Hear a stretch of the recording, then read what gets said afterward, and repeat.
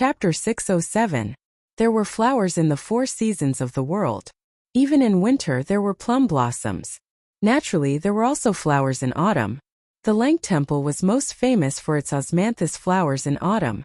Ningke held Sangsang, who was covered in blood. For some reason, he thought of the osmanthus flowers beside the lone grave in the pagoda forest before he died. At this moment, the sword that came from the sky was very close to the black horse carriage.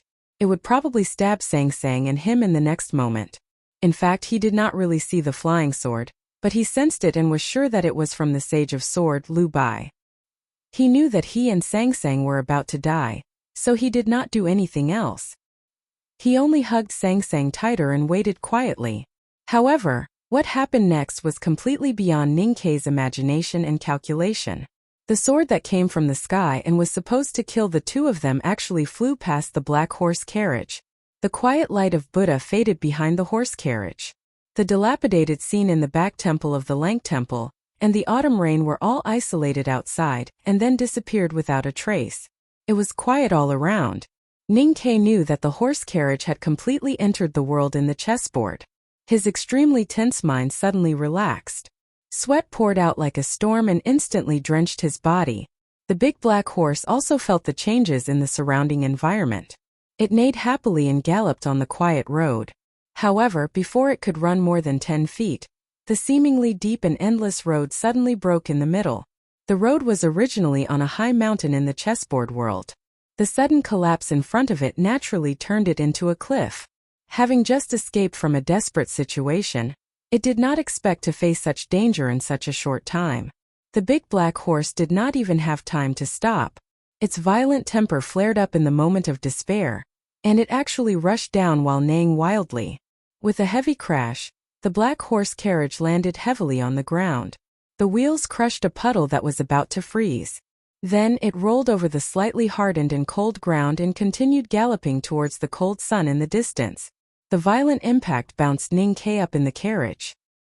His head hit the carriage board heavily, and the pain made him wake up from the confusion caused by the unexpected change. He subconsciously looked out of the window, only to see a stretch of desolation. The field was dark and silent, and there were a few withered trees occasionally. This was not the Lank Temple, but it was also not the world in the chessboard. The white grass with the color of frost had long died, and the fish in the puddles must have long been frozen. It was still autumn.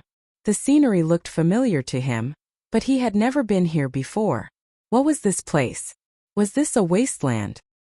But a moment ago, the black horse carriage was still in front of the back temple of Lank Temple. Why did it appear in the wilderness the next moment? The Lank Temple was located in the Southeast Territorial Sea. The closest distance to the wilderness was more than 1,000 miles. What had happened? Why were we here? Ningke looked at the scenery of the wilderness outside the window and was shocked speechless. Then, he came to his senses and anxiously looked at Sangsang in his arms. Although the little girl was still very weak, her life should not be in danger. He could not help but gasp heavily and wave his fist forcefully. As long as Sangsang was still alive, as long as this was not the Lank Temple, as long as there was no light of Buddha shrouding the horse carriage, he would not care even if they were in the underworld, let alone traversing thousands of miles to the wilderness. After galloping for a distance, the big black horse woke up from the violent emotions that had erupted before its death. It slowly stopped and turned its head to look around in alarm. After confirming that this was not the Lank Temple and that it had not fallen to its death under the dammed cliff, it began to pant with lingering fear. Sangsang woke up and struggled to open her eyes. Looking at the sky outside the window, she found that she was not dead, and neither was Ning Quebec. She could not help but feel a little confused and asked, "Where is this?" Ningke held her close to the window and looked out. After thinking silently for a moment, he remembered an illusion that Master Qishan had told him a few days ago and vaguely guessed the truth. However, even though he had seen it with his own eyes, he still found it hard to believe what he had encountered. "If I'm not wrong, we should be in the western wilderness now," he said. Hearing his answer, Sangsang's nose turned sour. She said sadly, "The western wilderness and the Tile Mountain have to cross the entire continent. It is so far away. How can we arrive in the blink of an eye? Are we already dead? Is this the underworld?" We are already dead. Ninkei, why do you still like to lie to me? Ninkei wiped the tears off her pale little face and coaxed, if you are really dead, it doesn't matter if I lie to you. When did I lie to you about anything when you were not dead? This is really the Western wilderness. Sang Sang felt a little better and forced herself to sit up in his arms. Looking out of the window, she found that it was really like the wilderness that she and Ninkei were familiar with. She could not help but be surprised. A few days ago, Master Chishan told me a story about the Lang Temple. Ninkei said thoughtfully, it is said that when Buddha cultivated in the Tile Mountain, he once sensed that there was a place at the foot of the mountain that was vaguely connected to the Xiankong Temple. So he ordered his disciples to build the Lang Temple there. Later, Buddha comprehended the supreme dharma of space passage and built a simple stone pagoda there, which could allow monks to directly reach the far west Pure Land. I asked the master if the formation was still there. The master said that after tens of thousands of years, the mana left by the Buddha had disappeared without a trace. The stone pagoda had also turned into ashes. The monks in the temple built a Buddhist temple on the location of the stone pagoda. It was the Buddhist temple that we were sitting in before. Sang Sang could not believe this explanation. She widened her eyes and asked, are you saying that when the master opened the world of the chessboard, he also opened the array of the stone pagoda left by Buddha? So he sent us here? Ninkei shook his head and said, since the master thought that the space array left by Buddha had lost its effect, then he definitely did not open it. Perhaps something happened in the Lang Temple after the horse carriage entered the chessboard. But we have no way of knowing now. It must have been a big commotion.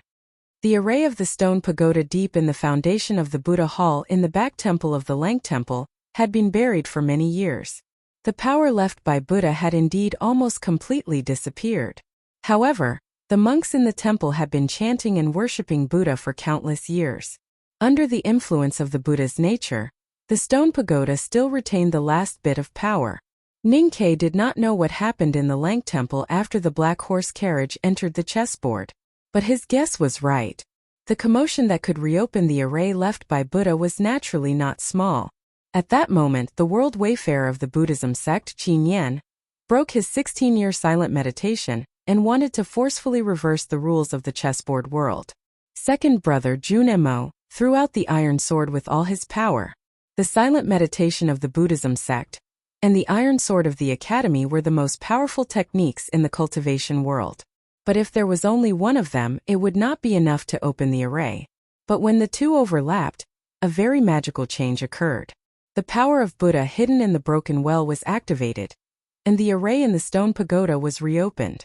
Perhaps because the chessboard was also a relic of Buddha, the array automatically sent the chessboard to the western wilderness. So when the black horse carriage rushed out of the chessboard world, it naturally landed in the wilderness. There is one more thing that I do not understand. Why can we rush out of the chessboard world on our own? Ninkei was very puzzled. Sang Sang had already believed this magical experience. Because of this, she thought of something else. Her face turned pale and she said, if that array is connected to the Lang Temple and the Xiankong Temple, then we are now. Ninkei looked at the Bodhi tree with gray bark and futon leaves in the distance. He said with a serious expression, yes, we should be very close to the Xiankong Temple now. The big black horse was in the ecstasy of surviving a disaster. It kicked its front hooves lightly and pulled up the slightly black soil. It wanted to see if it could find some good things like the yellow fruit of the goblin to reward itself. Suddenly, it heard the sound coming from the carriage. Its ears suddenly stood up in fear, and its body became extremely stiff. Because of the previous encounter in the Lang Temple, it had a deep impression of the monk in the cotton kasaya. It should be said that it was extremely afraid of him. And that monk was from the Xiankong Temple. In its view, any monk from the Xiankong Temple was so terrifying. Now that he had come to the Xiankong Temple, it was no different from courting death. The big black horse forcibly suppressed the fear in its heart and did not dare to neigh. It stealthily turned around and prepared to escape in the direction from which it came. However, when it turned around, it was shocked to find that the scenery in all four directions was almost the same. It did not know where the Xiankong Temple was. Where should it escape to? Ninkei carefully placed Sang Sang on the bedding and walked out of the carriage. He stood on the shaft of the carriage and covered his eyes with his hand. He looked up at the sky seriously for a long time and did not say anything. The big black horse was extremely anxious. It thought, how can you still be in the mood to look up at the starry sky at a time like this? Look at the cold sun. It is obviously morning. Where are the stars? Why can't I see anything? Ningke was a little confused. Could it be that the array does not lead to the Xiankong temple? But there is clearly something wrong with the Bodhi tree. The big black horse's eyes brightened. It thought that Ningke was indeed worthy of his master. He could actually think that the Xiankong temple must be on the mythical floating island. Then as long as he looked up at the sky, he would not have to worry, would he? Ningke saw a very small mound in the distance. He could vaguely see some green on it. He gently kicked the big black horse's rump and motioned it to go there and see what was there. The big black horse twisted its rump angrily. It was not that it was dissatisfied with being kicked by Ning Quebec. It was something that it had long been used to. But it felt that Ningke's decision was a little hasty. In a place like the wilderness, as long as there was green, there must be danger. It was said that Ningke had killed the horse gang in the wilderness. Didn't he know that? Ningke knew what the silly horse was thinking. He said angrily, "Do you think that the Xiankong temple is on that mound? Such a small mound cannot even put an incense burner. How about you make a Buddhist temple out of it?" The big black horse thought that Ningke's words made sense. It was probably confused by fear. This guy was indeed worthy of being its master. He could still be so calm after escaping from death. The wheels rolled and the black horse carriage moved toward the green mound in the distance. In the beginning, Ningke's expression was still very calm. However, gradually, his expression became more and more solemn. That was because he found something very strange. With the speed of the big black horse, the mound seemed to be very far. In fact, it should not take long to reach it. However, after a while, the mound still seemed to be far away. Ningke gradually became vigilant. He lifted the curtain and was ready to stop the big black horse. The big black horse had already stopped. Its eyes were full of fear and its thick lips were tightly shut. It did not dare to show even one of its big white teeth that it was proud of. It did not dare to breathe at this time. Ningke saw the scene in front of the horse carriage. His body suddenly stiffened and he was so shocked that he could not breathe. The wilderness suddenly sank 100 feet in front of the black horse carriage, forming a steep cliff. Because the terrain of the wilderness was extremely flat, it could not be seen before. It was only when they walked in front of the cliff that they discovered it. It was indeed very strange that a cliff suddenly appeared in the wilderness. However, it was not the cliff itself that shocked Ningke and the big black horse so much that they did not dare to breathe. The cliff was extremely wide and spread out in all directions in front of the wilderness. There seemed to be no end in sight. Then it merged in the distant sky and formed an incomparably wide and deep sinkhole. It was so big that humans could not even imagine it. Looking at the shocking scene in front of him, Ningke even had a very strong feeling that even if the entire Chong and city was placed in it, it would not be able to fill up the sinkhole. He had once been to the front gate of the Devil's Doctrine, and was shocked by the magnificent building that the desolate man had dug between heaven and earth 1,000 years ago. However, compared to this sinkhole, the front gate of the Devil's Doctrine was like an inconspicuous hut. Right in the middle of the sinkhole stood an extremely majestic mountain. This mountain seemed to be as high as the highest peak of Min Mountain. However, because the sinkhole was too deep, only a very small part of the mountain was poking out of the ground. The majestic mountain in the sinkhole was at least dozens of miles away from the black horse carriage by the side of the sinkhole. The peak that poked out of the ground was lush and lush. It was the little green mound that Ningke had seen earlier. If someone could look down at the ground of the western wilderness from tens of thousands of miles up in the sky, in his eyes, the sinkhole and the mountain in the sinkhole would probably be like an exquisitely designed bonsai. However, when such a magnificent bonsai appeared in the human world, it would definitely shock anyone who saw it for the first time. Ningke and the big black horse were very shocked, but they were not in the mood to admire it, because there were countless yellow temples faintly visible on the majestic mountain in the sinkhole. Those temples in the mountain were probably the Xiankong temple. It could only be the Xiankong temple. Of course, Chao Xiaoshu's wife should be a young married woman. I used 5 strokes and the word wife and woman are only a few fingers apart. That's why I typed the previous chapter wrongly. It was a mistake, but I didn't really forget. I'd like to report and apologize to everyone. But recently there have been so many typos. The leader who once said that he would help me fix it seems to have long forgotten about it. If I really want to apologize, I'd really have to apologize countless times. Suppressing the strong urge to write a single chapter for votes, I strongly urge you to vote for the monthly votes in your hands. I'll keep muttering to myself. I'll definitely trouble you to vote for me. To be continued. If you like this work, please come to Chidian.com to vote for me. Your support is my greatest motivation. Chapter 608.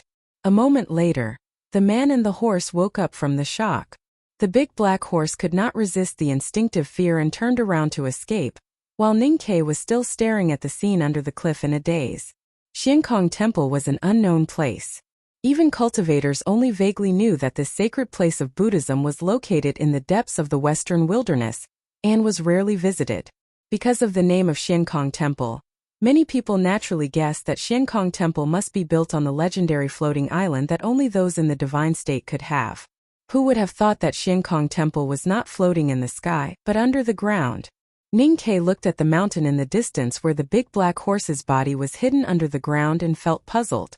At this moment, on the cliff far away in the southwest, countless white fog suddenly fell. The fog was slightly moist and heavier than the air. It slowly fell from the edge of the cliff to the bottom of the giant sinkhole, looking like a white waterfall. The giant sinkhole was originally humid and foggy. At this time, the morning fog that gathered on the surface suddenly became a vast expanse of whiteness. The majestic mountain peak was shrouded in clouds and fog. It was impossible to see the bottom of the mountain, as if it had disappeared. Looking from the black carriage, it seemed to have become a floating island floating in the clouds. The yellow temple between the peaks of the island was faintly discernible in the fog, as if it was a Buddhist paradise. Ninkei looked at the amazing scene in front of him and said with emotion, "So this is the origin of Xiankong Temple."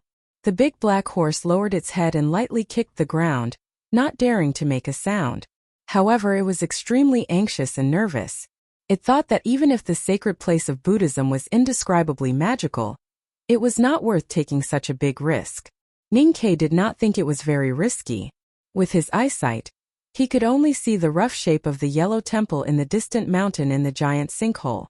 Then from the mountain to the ground, the black horse carriage was about the size of a black grain of sand, and would not attract the attention of the monks in Xiankong Temple. He walked back to the carriage and took out something that looked like an iron cylinder from his luggage. He stretched it slightly and put it to his right eye to look at the mountain in the distance. The iron cylinder was a stargazing mirror that he designed and then carefully made by fourth brother and sixth brother. There were two of them. One was given to the headmaster and the other was naturally carried by him. When the headmaster of the academy first used this mirror to observe the stars, he changed it to a telescope based on its effect. Ninkei did not know about this, but he knew that this mirror was originally used to see far. The clouds and mist in the giant sinkhole flowed very fast. The yellow temple in the mountain peak appeared and disappeared from time to time. Sometimes the world below the mountainside could be seen. Ninkei held the telescope and looked at the magnified scenery in the circular field of view. He looked at the monks who were doing their morning exercises on the stone ground in front of the temple and remained silent.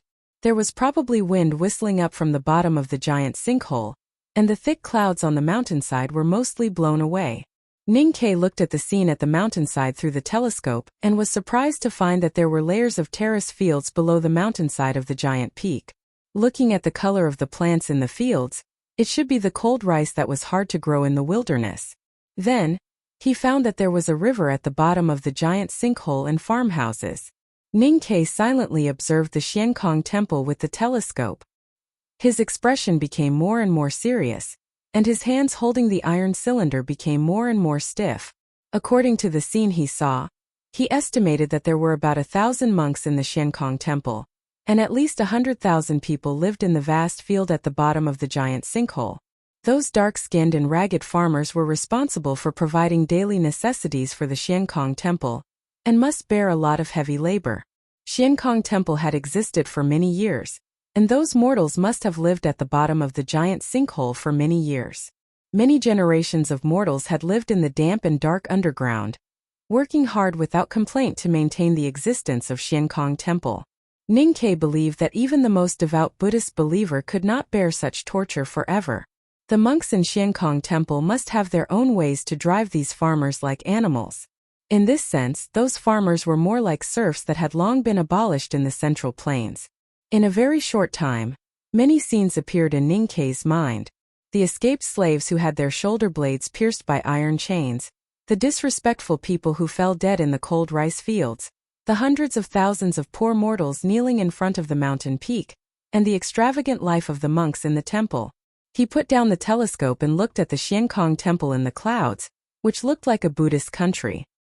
He frowned slightly. Sang Sang lifted the curtain and saw the scene in front of her.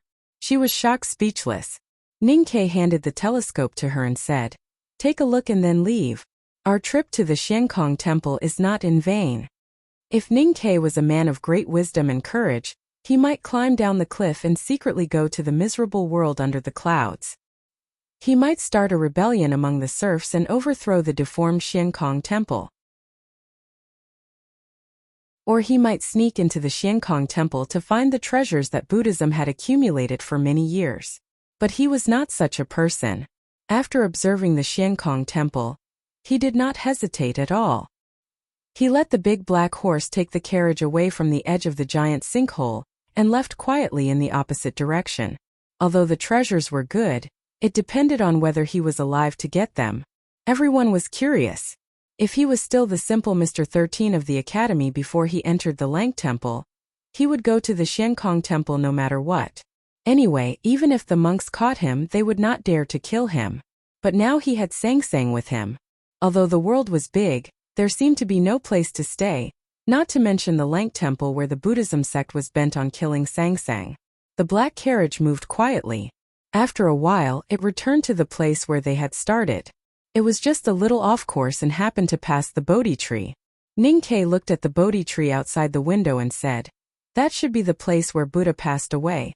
Sang Sang looked at the gray-white trunk and futon-like green tree, thinking that in such a cold autumn, there should be such a lonely tree in the wilderness, which was really a bit magical.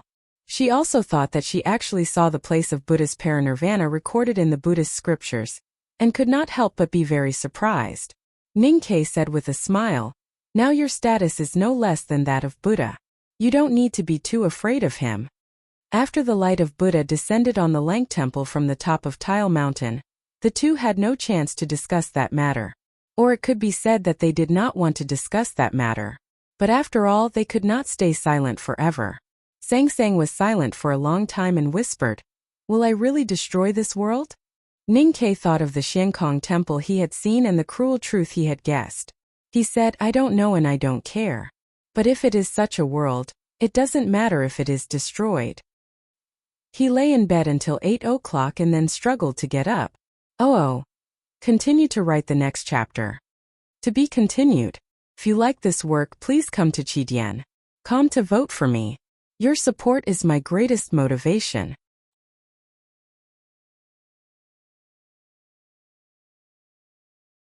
Chapter 609.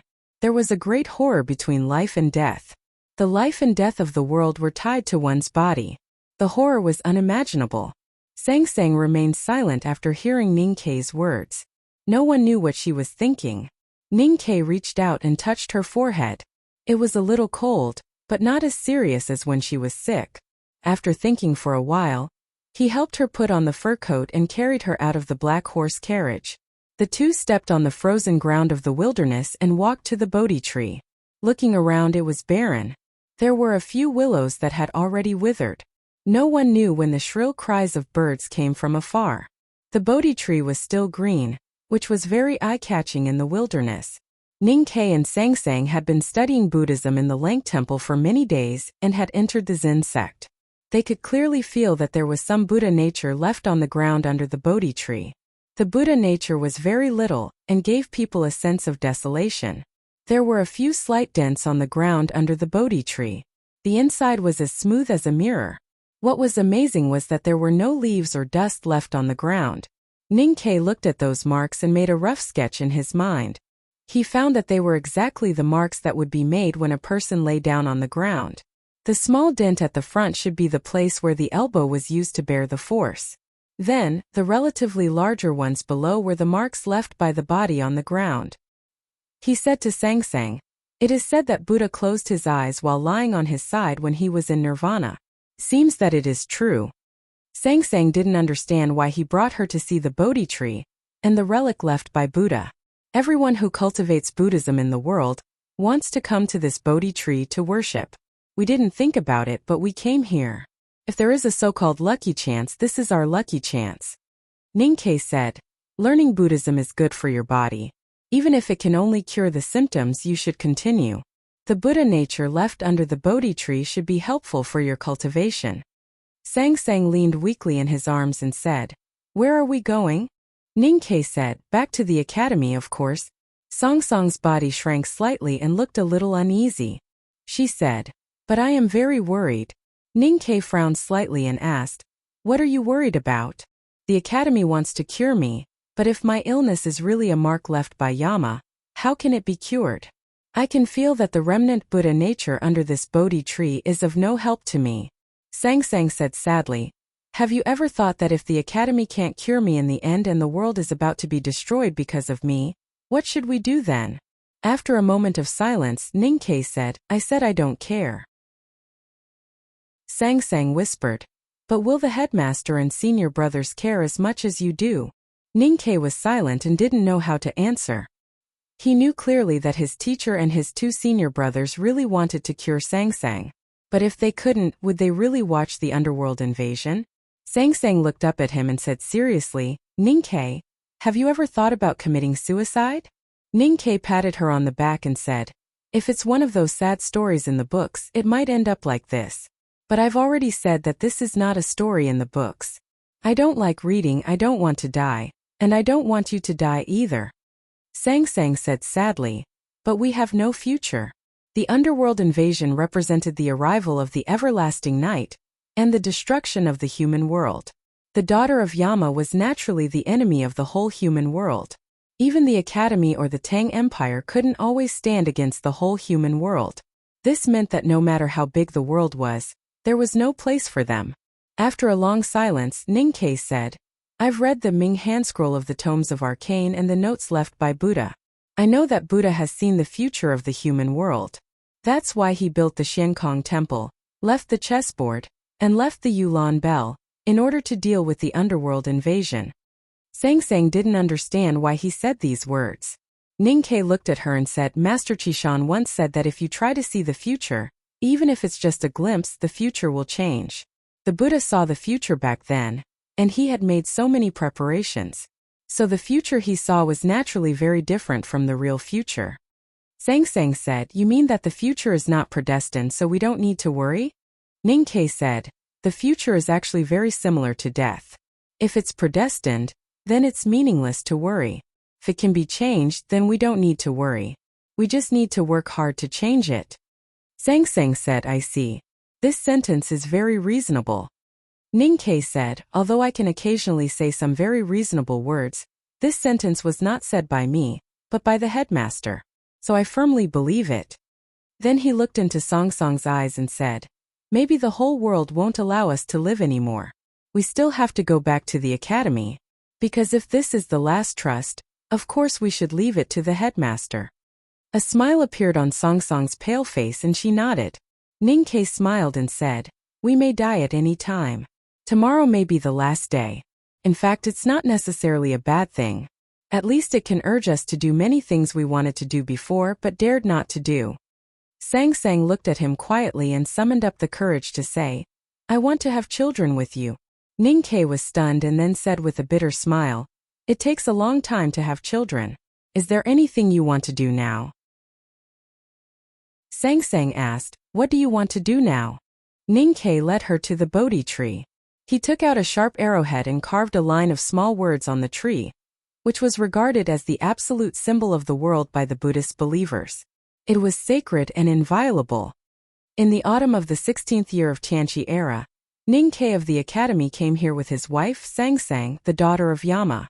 The black carriage advanced alone in the cold wasteland. Because it was surrounded by boundless wilderness, the extremely fast carriage looked like it was moving slowly on a piece of black and gray paper. Ning Ke and Sang Sang had lived in the wilderness before, so they were familiar with this kind of monotony and desolation. They knew that even in the wilderness in the north of the Central Plains, if they were unlucky, they might not see a person for 10 days or half a month, let alone in the depths of the more desolate wilderness of the West. But he didn't expect that when the carriage was about a dozen miles away from the Bodhi tree, a person appeared in the wilderness in front of them, and it was the kind of person he least wanted to meet now. It was an old monk with a dark face, tattered robes, and dust all over his body. When traveling in the world, the three kinds of people one needed to be wary of were monks, Taoist priests, and women. This wilderness was not far from Xiankong Temple, so this old monk should have something to do with Xiankong Temple. Ning Ke's expression turned serious. Looking at the black horse carriage that slowly stopped a few hundred feet in front of him, the wrinkles on the old monk's face gradually smoothed out. The pebbles in his dark skin rustled and fell. His calm eyes revealed a compassionate expression. The old monk chanted the name of Buddha and said, "Who would have thought that the daughter of Yama and Mr. 13 of the Academy would come to Xiankong Temple? No wonder the world couldn't find you no matter how hard they searched." The voice of the old monk in the wilderness came through the green curtain in front of the black horse carriage. Ning Ke listened in silence and lowered his head to do his own preparations, but his movements paused slightly. This was because he could tell from the old monk's words that the world had been searching for him and Sang Sang for a long time. But didn't he and Sang Sang just escape from Lang Temple? Why did the whole world be alarmed? The old monk slowly raised his right palm and put it in front of his chest with one hand. He thought of a possibility and the pity in his eyes grew stronger. He sighed and said, "It seems that senior brother Chishan really sent you here. Where is the chessboard? If we hand over the Buddha's chessboard, will you let us go?" Ning Ke looked at the green curtain in front of him. His voice was emotionless, but his face suddenly turned pale. His body began to tremble violently, and the threads of his torn black academy uniform became denser. Sang Sang knew that he was injured and was very worried, but she tightly pressed her lips together and did not say a word. She shrank into the corner of the carriage and covered herself with the quilt. The old monk sighed and said, "Mr. 13 of the Academy is indeed as the rumors say. You are the best at fighting in the world. You know that the people of the underworld and the people of the underworld are different, but you still do not forget to disturb my mind." But he stopped abruptly at this point. The old monk's expression suddenly froze. He felt two extremely sharp and powerful talisman intense. They had silently appeared in front of him and began to cut the cold autumn wind. In the black carriage, the quilt covering Song Song's body had many tiny holes. Looking carefully, one could see that each of the holes was actually two very tight openings, and the cotton was peeking out from the holes. Ning Ke's face was pale and his body was trembling. His fingers slowly and laboriously moved in the air in front of him, as if there was a heavy mountain hanging on his fingertips. The black academy uniform on his body was cut into countless pieces by the overflowing talisman intense. The green curtain of the horse carriage was broken into 3 pieces and slowly floated down. The old monk's expression was slightly solemn. He sat cross-legged and turned his palms in front of his chest slightly. An extremely pure and distant Buddhist aura suddenly appeared and protected his body like a light shield. In the black horse carriage dozens of feet away, Ning Ke retracted his fingers and knocked an arrow. His index and middle fingers dug into the hard and tight bowstring and twisted slightly. Then he released it. There was a soft puff and a white turbulence burst out from the end of the iron arrow and disappeared instantly. A dark mark appeared on the falling green curtain. The green cloth in the mark slowly dispersed and scattered into the air like pollen, revealing an extremely round arrow hole. The green curtain was still falling and the arrow hole on it was forming. After a moment there was a sharp hissing sound. Ning Ke's figure tore the green curtain apart and jumped off the horse carriage at lightning speed. He rushed toward the old monk who was dozens of feet away. The 2 extremely sharp talismans in the air of the wilderness were naturally Ning Ke's 2 horizontal talisman. This was his most powerful divine talisman. In the Lang Temple, even Qin Yan and Yisu could not break it in a short period of time. However, no one knew where the old sadhu with the dark complexion came from. He could actually use the Buddhist aura to temporarily resist it. However, even so, under the terrifying cutting power of the two horizontal talisman, the old sadhu sat cross-legged and used his Buddhist aura to resist. His body, which was covered in dust and gravel, was equivalent to being bound to the ground by the two horizontal talisman. Under such circumstances, how could the old sadhu avoid the powerful primordial 13 arrows? The old monk knew that he could not avoid Ninkei's iron arrow. Just when he faintly sensed that the aura in the black horse carriage in the distance was a little strange, he reacted in advance. The old monk's left palm, which had been quietly resting on his knee, suddenly shone with a golden luster. It looked like it had turned into a Buddha's palm made of pure gold. The old monk crushed the autumn wind in an extremely short period of time. He raised his golden left palm and blocked in front of his chest at a seemingly slow speed. At this moment the iron arrow had arrived. The sharp arrowhead carried an incomparably powerful force, and hit the old monk's golden jade-like left palm. There was only a soft sound of impact. The old monk's golden jade-like left palm was shattered into pieces. There was no blood or flesh at the broken part. It shone with a golden luster and scattered everywhere on the wilderness like golden sand. The iron arrow did not stop there after shattering the old monk's golden palm. It flew diagonally upwards and pierced through the old monk's left shoulder. With a spray of blood in his entire shoulder, it turned into a stream of light and disappeared into the distance. The old monk was seriously injured and his face suddenly turned pale. However, he did not reveal any expression of fear. Instead, he was extremely calm. His chest and abdomen sank slightly as he inhaled all the air in front of him. Then he opened his dry lips slightly. However, at this moment, Ninkei's figure had already arrived like lightning, following the arrow. His right foot stepped heavily on the ground, shaking up the dust and ice shards. With strength from his waist and abdomen, the padao in his hand pierced into the old monk's lower abdomen. The Great Spirit entered with the padao and suddenly exploded. There was a swooshing sound, as if a storm had suddenly broken out of the dark clouds. Under the powerful force of the padao and the Great Spirit, the old monk's body turned into countless pieces of flesh and blood, flying everywhere. After a moment, the pieces of flesh and blood fell from the sky and landed on the hard ground of the wilderness. There was a dense patter, as if the storm that fell from the dark clouds had finally reached the ground. Ninkei sheathed his padao and took out a fire talisman from his sleeve. He threw it on the ground and then rushed back to the black horse carriage. He did not even turn to look at the flesh and the gradually rising talisman fire. The black horse carriage started again and headed into the distance of the wilderness. The flames on the wasteland gradually grew. The flesh and blood of the old ascetic monk were burnt and then burned to ashes. A dozen black crows flew out of nowhere. They smelled the smell of the fire and screeched mournfully. They were very unwilling to give up. In the black horse carriage, Sang Sang asked with a pale face, "Who is it?" "I don't know. I only know that this ascetic monk is very strong. He is definitely not an ordinary monk from the Xiankong temple. He is at least at the level of Master Bushu. Otherwise, the two horizontal talisman would have killed him." Ninkei directed the big black horse to gallop in the southeast direction. He took the towel that Sang Sang handed to him and wiped the blood on his face. After a moment of silence, he said, "If he was prepared, it would be very difficult for me to kill him." Sang Sang said, "I don't know who he is and he is so strong. You killed him just like that?" Ninkei carefully wiped the blood on the padao and said calmly, "Everyone in the world wants to kill us. So from now on I will kill whoever stands in our way. There are only 2 chapters for today. That's all. To be continued. If you like this work, please come to Chidian.com to vote for me. Your support is my greatest motivation."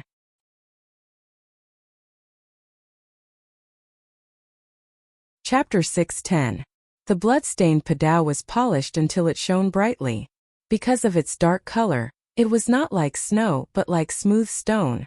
Ninkei sheathed his padao and looked out the window at the scenery of the wilderness that was rapidly passing by.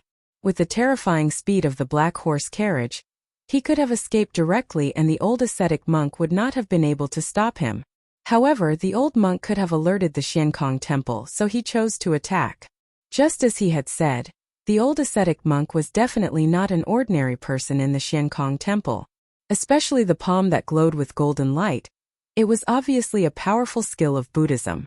Its true power was definitely stronger than what he had shown in the battle. However, the old monk had been practicing Buddhism in the Xiankong temple for many years. His dharma was profound and his state was exquisite, but he did not seem to have experienced a real battle. He did not expect Ning Ke to suddenly attack while they were still talking. Moreover, he had used his 3 most powerful skills at once. The old monk was caught off guard and died. Thinking back to the violent battle that had ended in a flash, Ning Ke felt that Yihongyu was right. The cultivators in this world only knew how to cultivate and not how to fight. The wind rushed in through the small gap in the window, making a mournful whine. The big black horse dragged the carriage forward in the wilderness at a high speed, heading southeast according to the direction Ning Ke had pointed out. Looking at the wilderness outside the window, Ning Ke silently calculated the distance and the results of his previous calculations. He knocked on the hard carriage board and signaled for the big black horse to stop. Then he jumped off the carriage and walked into the depths of the wilderness. After some time he walked back with a black iron arrow in his hand. The arrowhead was still stained with dried blood. It was the iron arrow that had injured the old ascetic monk. In the Lang temple, he had used up a few of the 13 iron arrows in his quiver. Now that he was in the depths of the wilderness, he could face fatal danger at any time. Every iron arrow was extremely important to him. Hidden in the huge sinkhole under the ground, clouds and mist still lingered. The yellow temples between the giant peaks were faintly discernible. It was so quiet and peaceful. Suddenly, an indifferent and distant Buddhist name was heard from one of the temples. After a while, dozens of ascetic monks in crimson robes climbed to the ground along the steep stone path between the cliffs. Their faces were expressionless and they looked like stones.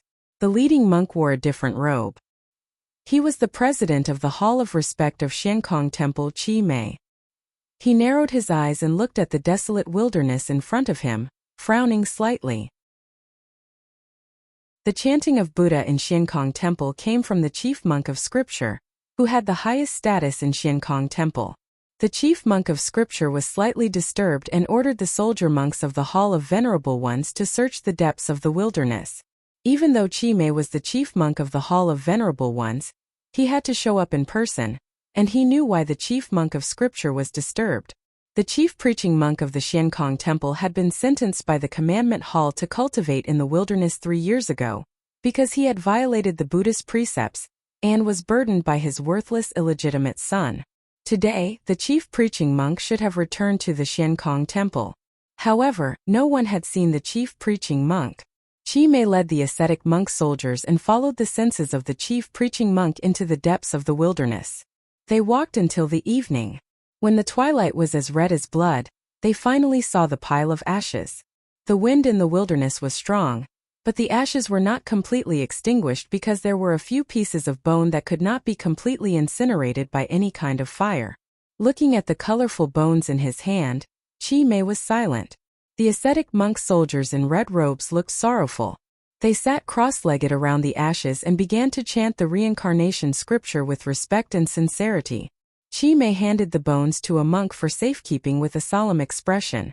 Then, he knelt in front of the ashes and reached into the ashes. He began to search silently and quietly.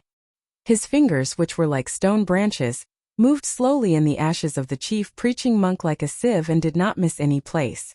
Translator. Endless Fantasy Translation Editor. Endless Fantasy Translation. The remains of the preaching monk were burned through by the talisman fire. Other than a few bone particles, the rest had turned into fine white ash. Chi Mei should not have found anything, but as his fingers moved, his expression became more and more serious. This was because his fingertips could feel a majestic great spirit in the ash. Chi Mei stood up and suddenly walked back the way he came. Only then did he remember that when he passed by the Bodhi tree, he felt that the tree seemed to be a little different from the one he had seen every day for decades. He walked to the Bodhi tree and looked at the line of small words engraved on the gray bark. His expression became colder and colder, and the angry wisdom king's flame in his eyes became brighter.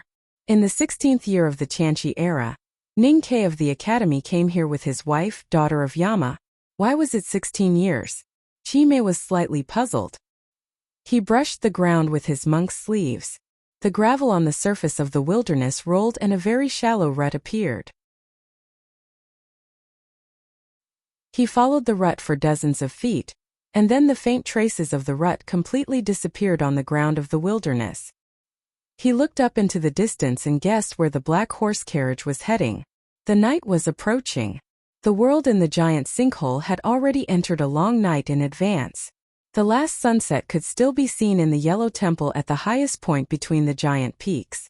A distant bell rang from the temple and gradually spread to the bottom of the mountain. Countless yellow temples rang the bell at the same time. The bell of the Xiankong temple left the quiet underground world and came to the desolate ground. Then it spread in all directions. It would not take many days for the whole world to know that the daughter of Yama was still alive, and that she was fleeing in the western wilderness with Ning-Kei of the academy. In the depths of the wilderness, a black horse carriage stopped beside a well that had been abandoned for thousands of years. A moment later, Ning-Kei came out from the depths of the well with a full water bag in his hand.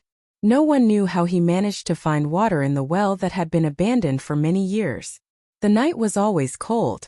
In order to avoid exposing himself, Ning-Kei did not make a bonfire.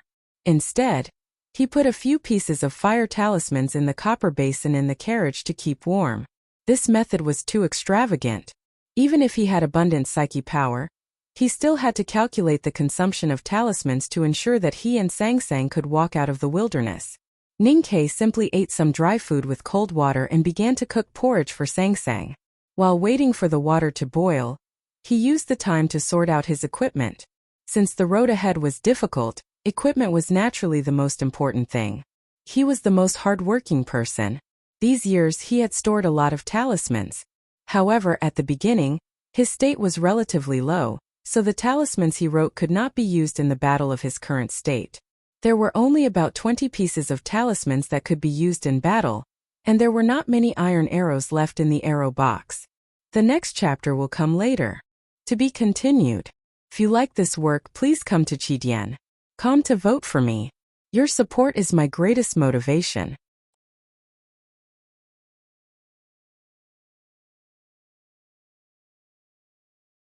Chapter 6:11. While cleaning, Ning-Kei saw the chessboard.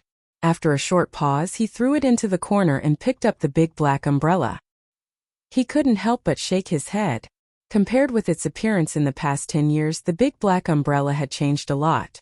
The layer of greasy dirt on the umbrella's surface had completely disappeared, revealing a very thin and almost transparent pure black cloth.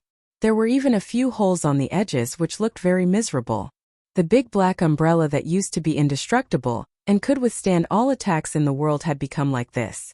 One could imagine how terrifying the power of the light of Buddha in the Lank Temple was. Ning-Kei continued with his work. He sorted out the iron arrows, paper talismans and spare replacement arrowheads and placed them in a convenient place. Then he lifted up the bottom of the carriage and counted the dry food hidden inside, the strange stones needed to activate the talisman array of the carriage, as well as the yellow fruit eaten by the big black horse.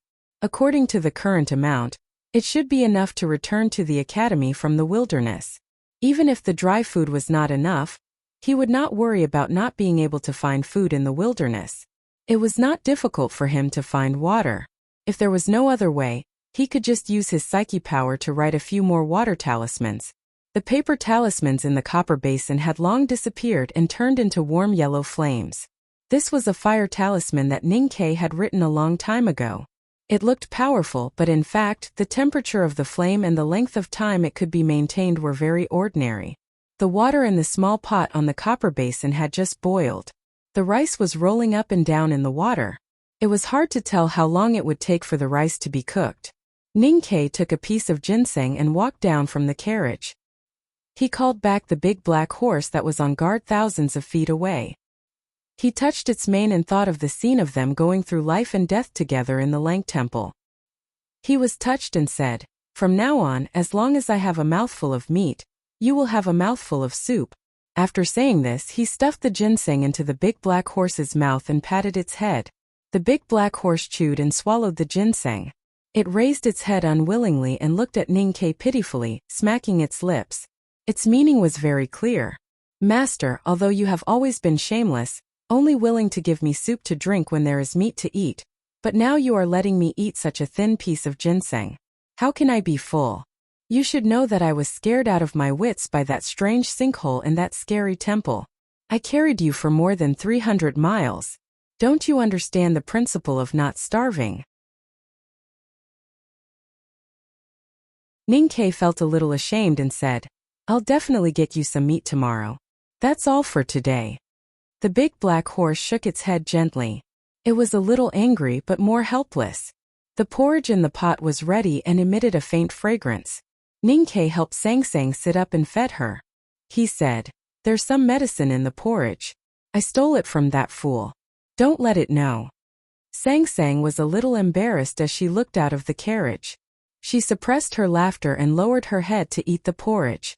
After eating half a bowl, she felt a little better. Thinking of his injury, she said, You eat some too. Ninkei said, I have already eaten. Sangsang said, It's cold water and dry food. How can it taste good? Ninkei said, Life is better after we arrived at the city of Wei. When we were in Min Mountain, it was a good life to have dry food. Don't worry that I can't get used to it. Sangsang thought that it was easy to go from frugality to extravagance, but it was difficult to go from extravagance to frugality. The dry food he ate now was definitely not as good as it was when he was young. However, she knew Ninkei's character and did not try to persuade him. She just silently told herself to get better quickly. The porridge in the pot was still boiling, making popping sounds. Steam rose and the carriage was very warm. Only the big black umbrella in the corner and the chessboard seemed to be emitting a chill. The seemingly ordinary chessboard was naturally the chessboard left by Buddha. Ninkei could not understand why the chessboard appeared in the carriage when it should have been in the chessboard. We now know that we are deep in the western wilderness, and the location has been confirmed. However, we do not know how many days have passed since the incident in Lang Temple. He said, The old monk said that the world has been searching for us for a long time. It seems that the chessboard has played its role. We only ran on the mountain path for a moment, but a long time might have passed in the real world outside. Although it is still late autumn, I think it is at least 10 days later. Sangsang felt that his deduction was very reasonable. She thought of the light of Buddha in Lang Temple and felt a lingering fear. She also thought of the movements in the ruined temple before entering the chessboard. She said, You guessed that it was Mr. First and Mr. Second who broke into the temple that day. What happened to them after that? I wonder if anything happened to them. Ninkei said, Don't worry. There are at most 2 people in the world who can deal with my 2 senior brothers at the same time. However, they are afraid of angering the teacher, so they definitely do not dare to do anything. The 2 people he was talking about were naturally the Abbey Dean of Jishou Abbey and the chief preaching monk of Shenkong Temple. I am more worried about Master Qishan. Ninkei thought of the virtuous and benevolent high monk of the Buddhism sect. He thought of the scene when the master opened the chessboard and sent them away. He frowned and said, The master's health is not good. He used the mantra to help me fight with Qin Yan, and then forcefully reversed the chessboard. I really don't know if he can withstand it. Sangsang was also very worried when she heard that. She took out a black chess piece from her waist and looked at it blankly. Ninkei knew that this was the black chess piece that Sangsang had placed on the chessboard in the last game of the 3 games of chess on Tile Mountain. He said in a low voice, I have a bad feeling. Keep this chess piece as a souvenir. Sangsang nodded and clenched her fist tightly to hold the black chess piece. She looked at the chessboard and said, There is no aura of Buddha on the chessboard. Is it destroyed? Ninkei said, After all, it is a relic of Buddha. Even if it cannot open the world in the chessboard, it is good to keep it and sell it. It is not good to just find a place to bury it. As the night deepened, the big black horse had already fallen asleep. It was coarse and thick, so it did not care about the howling cold wind in the wilderness at night. Its sleeping style was also very different from that of ordinary horses. It did not completely support its body weight with its 4 hooves, nor did it lie on the ground like those weak old horses. Instead, it leaned against the carriage with its head tilted like a drunkard. Its nostrils were slightly puffed up, and it smelled the fragrance of porridge coming from the window. It slept very soundly. The carriage was filled with the hot mist of porridge, and the talisman paper that was still slowly releasing heat in the copper basin. It was a bit stuffy and suffocating. Ninkei reached out and opened a gap on the roof of the carriage. Silver starlight came in through the gap and sprinkled on him and sang. It fell on the surface of everything and became the world of silver that they both loved the most. Sang curled up in his arms and grabbed his clothes with her right hand. She looked at the night sky through the gap and found that the starry night in the wilderness was as bright as before. However, she always felt that someone was looking at her among the stars. She could not help but feel a little confused and scared, and held on to Ninkei's clothes even tighter. Ninkei did not know what she was thinking at this time. He lowered his head and kissed her forehead. He found that her forehead was a little cold, but it was much better than when she was sick. He looked up at the stars in the night sky and suddenly felt something. He reached out and pointed at the starry sky through the gap. He moved his fingertips slowly and looked extremely solemn. Sang looked at the trace of movement of his fingertips and confirmed that it was not the two horizontal talisman. She asked nervously, "A new talisman?" Ninkei said proudly, "It is not a talisman. It is just a very desolate calligraphy section with a few words. Can at least be ranked in the top 10 of my works. How much do you think it is worth?" It was all silver in the carriage. However, those were all illusory. A calligraphy section written by fingers in the air, no matter how desolate the world was also illusory. It was worthless if it could not be preserved. Sang shook her head with some regret and said, "If we really want to go back to the academy, we don't know how many dangers there will be on the way. We can't sell these words. It is better to comprehend a few new talismans as soon as possible. Although I have entered the knowing destiny state, my master has already gone to the divine kingdom with your bastard master. Without anyone to guide me, I can at most be regarded as a half-divine talisman master. I can already be regarded as a talisman Taoism genius if I can write an infinitive talisman. It is not so easy to comprehend a second talisman." Ninkei thought of what Sang had said before, and remembered a very important thing. He looked at her and said, "No matter what danger we encounter on the way, you are not allowed to use divine skills, let alone open the big black umbrella." Sang understood what he meant and nodded gently. If she used the West Hill divine skills, it was very likely that she would have a relapse, die, or attract the attention of Yama. If she opened the big black umbrella, it was very likely to cause some other changes. It was also very likely to attract the attention of Yama, or the powerful people of the Buddhism and Taoism sects. Either situation was extremely dangerous. In the early morning, when Sang was still asleep, Ninkei had already woken up. He looked at the sky and wind direction and confirmed that it was a good day for them to travel. Then he woke up the big black horse with his fist and urged it to hurry on. However, the black horse carriage did not go far before it met the enemy. They were in the depths of the wilderness, where there were few people. It was difficult to even meet a person, let alone an enemy. The only explanation for this situation was that Haotian had probably discovered the existence of the daughter of Yama. The invisible but ever-running way of heaven had begun to try to destroy her. This was a slightly undulating meadow. The yellow grass on the meadow had long been blown down by the cold wind. Maybe it was dead, or maybe it was waiting to be reborn next spring. Dozens of grassland cavalrymen in leather armor were silently waiting above the meadow. From time to time, they stretched out their hands to comfort the tired warhorses under them. It seemed that they had also experienced a long journey to come here. Ninkei glanced at the grassland cavalrymen. Without observing the details of their armors, he could guess where they came from. In the western wilderness, only the tribes of the Right King's palace could have such elite cavalrymen.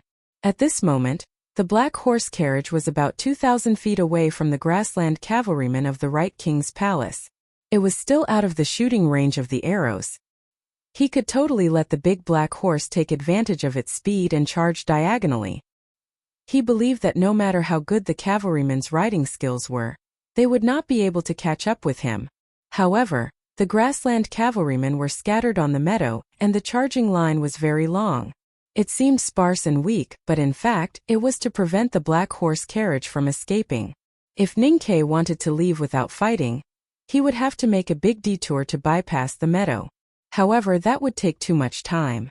The most important problem was that Ninkei had been dealing with the horse gang and grassland cavalrymen in the wilderness for many years. He was very sure that there would be endless cavalrymen coming to intercept him. If he were to turn around and escape when he met someone who wanted to intercept him, with the other party's riding skills and hunting skills, they would only need to repeat a few times to surround the black horse carriage in the depths of the wilderness. That would be very dangerous. Therefore, Ninkei did not avoid them. The black horse carriage continued to move slowly towards the meadow, and it was getting faster and faster. The steel wheels rolled over the grass that was covered with thin frost, splashing up a lot of mud. A cavalry leader on the meadow noticed that the black horse carriage was actually rushing towards him. His face did not show any joy or look like he was looking at an idiot. Instead, it became unusually serious. Then, he slowly pulled out the saber at his waist. Whether it was the left king's palace, the right king's palace, or the golden palace, the grassland cavalrymen and the horse gang all used curved sabers. A few years ago, when Ninkei was a professional woodcutter in the city of Wei, he was also very used to this kind of curved saber, because this kind of saber was very effective in cutting people's heads. Dozens of grassland cavalrymen pulled out the curved sabers from their sheaths at the same time, and the sound of metal clanging could be heard. When the black horse carriage reached the bottom of the meadow at a high speed, and should not be able to change its direction anymore, another dozen cavalrymen silently appeared behind the leader. They took out their bows and aimed at the horse carriage. To Ninkei, there was nothing new in the wilderness. He was even more familiar with the tactics of the grassland cavalrymen and the horse gang than he was with the military discipline of the Tang Empire. Therefore, when he saw the archers who were previously hiding under the meadow, he was not surprised or shocked. Instead, he felt that it was a little boring because he was too familiar with it. The bowstrings buzzed and the arrows pierced through the air. More than 10 arrows drew an arc in the air and shot towards the black horse carriage from the meadow that was dozens of feet away. How can a dozen boxwood bows be used as a projectile? The horse carriage may be a big target, but it's not like that. Ninkei looked behind him. Sang Sang was still sleeping soundly, her two small hands tightly gripping the corner of the blanket. Her eyebrows were tightly furrowed, and he did not know what she saw in her dream. He flew out of the carriage and landed on the back of the big black horse, his legs lightly squeezing the horse's belly. The big black horse neighed joyfully and dashed forward. Just a moment ago, Ninkei had already untied the connection between the shaft and the body of the carriage. The big black horse charged forward and immediately separated from the carriage. The carriage that had lost its power continued to move forward under the influence of inertia, but at a slower speed. In the process of gradually slowing down, there was a series of soft popping sounds in the black carriage. The skylight on the ceiling, the windows on both sides, and the front door were all locked by springs. The arrows thrown by the grassland cavalrymen finally fell, whistling mournfully. 5 or 6 arrows accurately hit the carriage that was slowly coming to a stop. However, for the carriage that was made of pure steel, being hit by these seemingly terrifying arrows was not even as good as tickling. The arrows hit the carriage and broke in the middle, falling to the ground. They looked like a few dry straws trying to pierce through a stone. It was very funny and very pitiful. The black carriage was very thick. Once it was completely sealed, it was difficult to hear outside sounds. The arrows that hit the carriage made a few light sounds, like birds pecking at their food. In the carriage, Sang Sang was still sleeping soundly. She probably heard the sound of the arrows falling and waved her arms unhappily, as if trying to drive the sound away from her ears. Then she turned over and continued to sleep. Correction of a key mistake. I made a mistake in writing starlight as moonlight. At the end of the original chapter, I said that from the next day onwards, I would adjust my biological clock and try to write during the day and update during the day. End of report. To be continued. If you like this work, please come to Chidian.com to vote for me. Your support is my biggest motivation.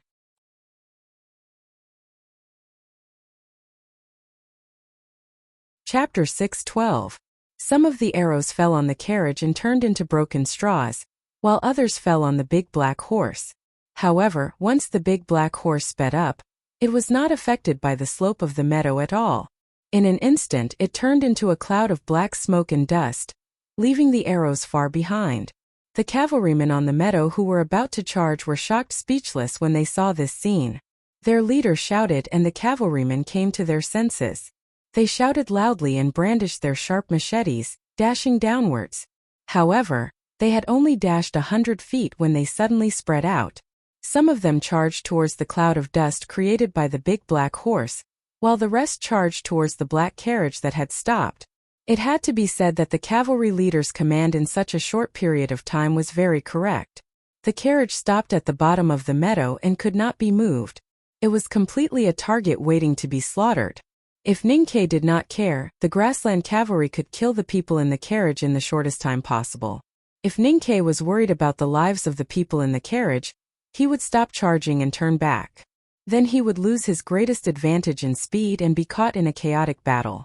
In the chaotic battle of the wilderness, roaming and shooting were the grassland cavalry's best fighting methods. However, to the cavalry leader's surprise, Ninkei did not turn back to rescue Sangsang in the carriage. He did not even hesitate and continued to charge above the meadow. The big black horse dragged a black shadow on the frosty white meadow at an extremely terrifying speed. The cavalry leader suddenly felt a little flustered. He shouted orders for a dozen of his subordinates to stop the enemy at all costs. In his opinion, even if they could not kill the person on the black horse, as long as they could hold him back for a short period of time, his subordinates who were charging towards the carriage would be able to complete the difficult task today. Ninkei looked at the dozens of grassland cavalry approaching, and felt the cold wind blowing away the warmth on his cheeks. He became calmer and calmer. He reached out his right hand and held the hilt of the knife that stuck out from his shoulder. Both sides were charging at high speed and the encounter was extremely fast. The grassland cavalry at the front waved his machete, his face twisted and ferocious.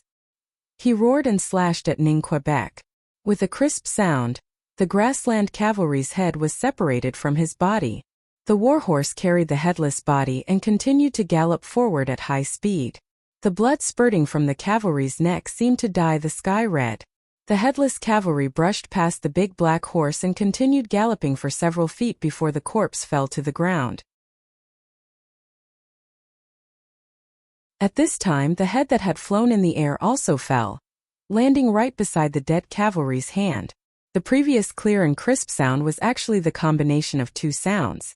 The first sound was the grinding sound of the padao being unsheathed, and the second sound was the grinding sound of the padao cutting through the hard neck of the cavalryman. However, these two sounds eventually merged into one and became a single sound. One could imagine how fast Ninkei's actions of unsheathing his padao to behead the cavalryman were. As if there was no interruption in between. The big black horse charged into the charging formation formed by the dozens of grassland cavalry like black lightning. The padao in Ninkei's hand was like countless black lightning bolts, constantly flashing and then extinguishing among the cavalry. In just a few breaths, the big black horse had crossed paths with the dozens of grassland cavalrymen. A series of muffled groans could be heard. The cavalrymen either covered their bleeding necks or covered their bleeding chests as they fell from their horses one after another, smashing onto the hard ground of the meadow with loud thuds. Ninkei did not even look at the cavalrymen and continued to charge above the meadow.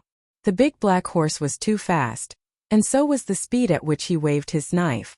In a moment he had killed more than 10 cavalrymen. The meadow was stained with blood, but not a single drop of blood could be seen on him and the big black horse. The leader of the cavalry on the meadow suddenly turned pale. Last night, he had already known that the enemy this time was a cultivator. It was not that he had never fought with cultivators from the Yueluan kingdom, and he had even killed a master in the see-through state. He thought that he had taken the matter seriously enough, but he did not expect that the enemy today was not just a cultivator who only knew how to control a flying sword, but also a cultivator who was so terrifying. With a loud shout, more than 10 cavalrymen drew their bows and released arrows. However, the big black horse was too fast and most of the arrows missed. Occasionally, the arrows that were shot in front of the horse were casually blocked by Ninkei's knife. In a moment, Ninkei rode the big black horse onto the meadow. The sound of the padao slicing through the air rang out, followed by the sound of blood splattering. The archers did not even have time to put up any resistance before they were killed by the knife. The leader of the cavalry had just raised the machete in his hand when he found that his chest had been pierced by a grayish-black padao. At that moment, he could even feel the coldness of the Tang-style padao. He fell to the ground and looked at the enemy who had completely ignored him. Extreme fear appeared in his gray eyes, but that fear soon turned into pleasure. He thought to himself that no matter how strong Ning Ke was, the people in the carriage must have been killed. How could Ning Ke bring them back to life? The leader of the cavalry's right foot was still in the stirrup. The warhorse was startled and dragged him a few feet on the ground. The shock caused blood to gush out of his chest. The scene of the cavalry besieging the carriage under the meadow entered his eyes. His face suddenly turned extremely pale, and at the last moment before he died, he groaned unwillingly. Ning Ke rode on the big black horse and rushed to the meadow. In a very short time, he killed the leader of the cavalrymen and more than a dozen archers. He did not rush back to the meadow to rescue Sang Sang. Instead, he rode on the big black horse through the corpses of the cavalrymen and picked up 2 bows and a few quivers of arrows before turning the horse around. At the bottom of the meadow, at least 30 cavalrymen were besieging the black carriage. The carriage stood alone in the same spot, unable to move. It looked like a lamb waiting to be slaughtered. However, when the cavalrymen tried to break the carriage, they were shocked to find that their machetes could not even leave a mark on the carriage, let alone break it open. It was then that the cavalrymen realized that the carriage was not a lamb, but the terrifying black armored cavalrymen of the Tang Empire. They wore thick armor and stood there motionless, allowing the cavalrymen to hack at them. There was no way they could break through it. As time passed, the cavalrymen besieging the carriage became more and more anxious, and even a little desperate. Several cavalrymen got off their horses and walked to the side of the carriage, slashing at the wheels. In their minds, even if the carriage was made of stainless steel, the wheels were at most wooden wheels covered with iron. With their strength and the sharpness of their machetes, they should be able to break the wheels. If they could break the wheels, even if the person in the carriage survived, he would not be able to move an inch in the wilderness. In the end, he would still be suppressed to death by the warriors of the royal court and the masters of the temple. However, these grassland cavalrymen once again fell into despair. After a round of slashing, they realized that the carriage, from the inside to the outside, was made of stainless steel. In their despair, they could not help but feel a strong sense of indignation and anger. A carriage made entirely of stainless steel. Was it not even heavier than the golden Buddha worshipped by the royal court? How could such a heavy carriage travel on the wilderness and gallop so quickly? It was also at this moment that some of the cavalrymen noticed the end of the battle on the meadow. Looking at the black lightning speeding down from above the meadow, they could not help but cry out in fear. A commotion gradually arose. A slightly older cavalryman shouted sternly. He knew that it was impossible for them to defeat the powerful enemy, so he made a decision in a very short time. He sent out 2 of the most skillful cavalrymen to leave the battle on the meadow, and ordered them to inform the main cavalry of the royal court at all costs. The rest of the cavalrymen were organized by him and charged toward the enemy. Looking at the 2 cavalrymen who left the carriage and galloped away at high speed, Ning Ke guessed their intentions. He took the bow he had picked up earlier from the side of the horse, knocked an arrow on the string, and took aim silently. The bow was made of boxwood, the standard equipment for elite grassland cavalrymen and powerful horse gangs. It was also the professional equipment that Ning Ke had used to kill horse gangs in the past. Before the primordial 13 arrows were invented, he had always used this bow. The familiar bow and arrow, the familiar geographical environment, the familiar battlefield, and the even more powerful Shubi Lake woodcutters. This sudden battle could not have a second outcome. 2 sounds of bowstring vibrating were heard, followed by a crisp snap of the bowstring. The 2 cavalrymen who had left the meadow in the opposite direction to report the news shook and fell off their horses. Their corpses with arrows in their chests were dragged by the war horses for a long distance before they stopped. Looking at the boxwood bow with the broken string, Ning Ke frowned slightly. After cultivating the Great Spirit, his body was much stronger and stronger than before. Now that he had been using iron bows and arrows for a long time without using ordinary weapons, he was not used to it. The frown only lasted for a moment. He still had a boxwood bow in his hand. Aiming at the cavalryman under the meadow, he knocked an arrow and shot again. The sound of the bow breaking through the air could be heard. Every time the bowstring vibrated, a cavalryman would fall. Then he raised his padao again. There were corpses all over the meadow. Hot blood poured on the withered grass that had been crushed by the frost, melting the thin frost and making the grass branches vibrate slightly. Then it condensed into a thicker and heavier blood frost that pressed down on the withered grass again. Ninkei walked among the corpses of the cavalrymen and skillfully picked up the spoils of war according to his habit in the past. Now that he could not exchange the enemy's heads for military merits or silver, he naturally would not bother to chop off the heads. He just picked up the intact bow and arrow and 2 pairs of leather boots from the corpses of the 2 cavalrymen. A soft sound came from the black carriage.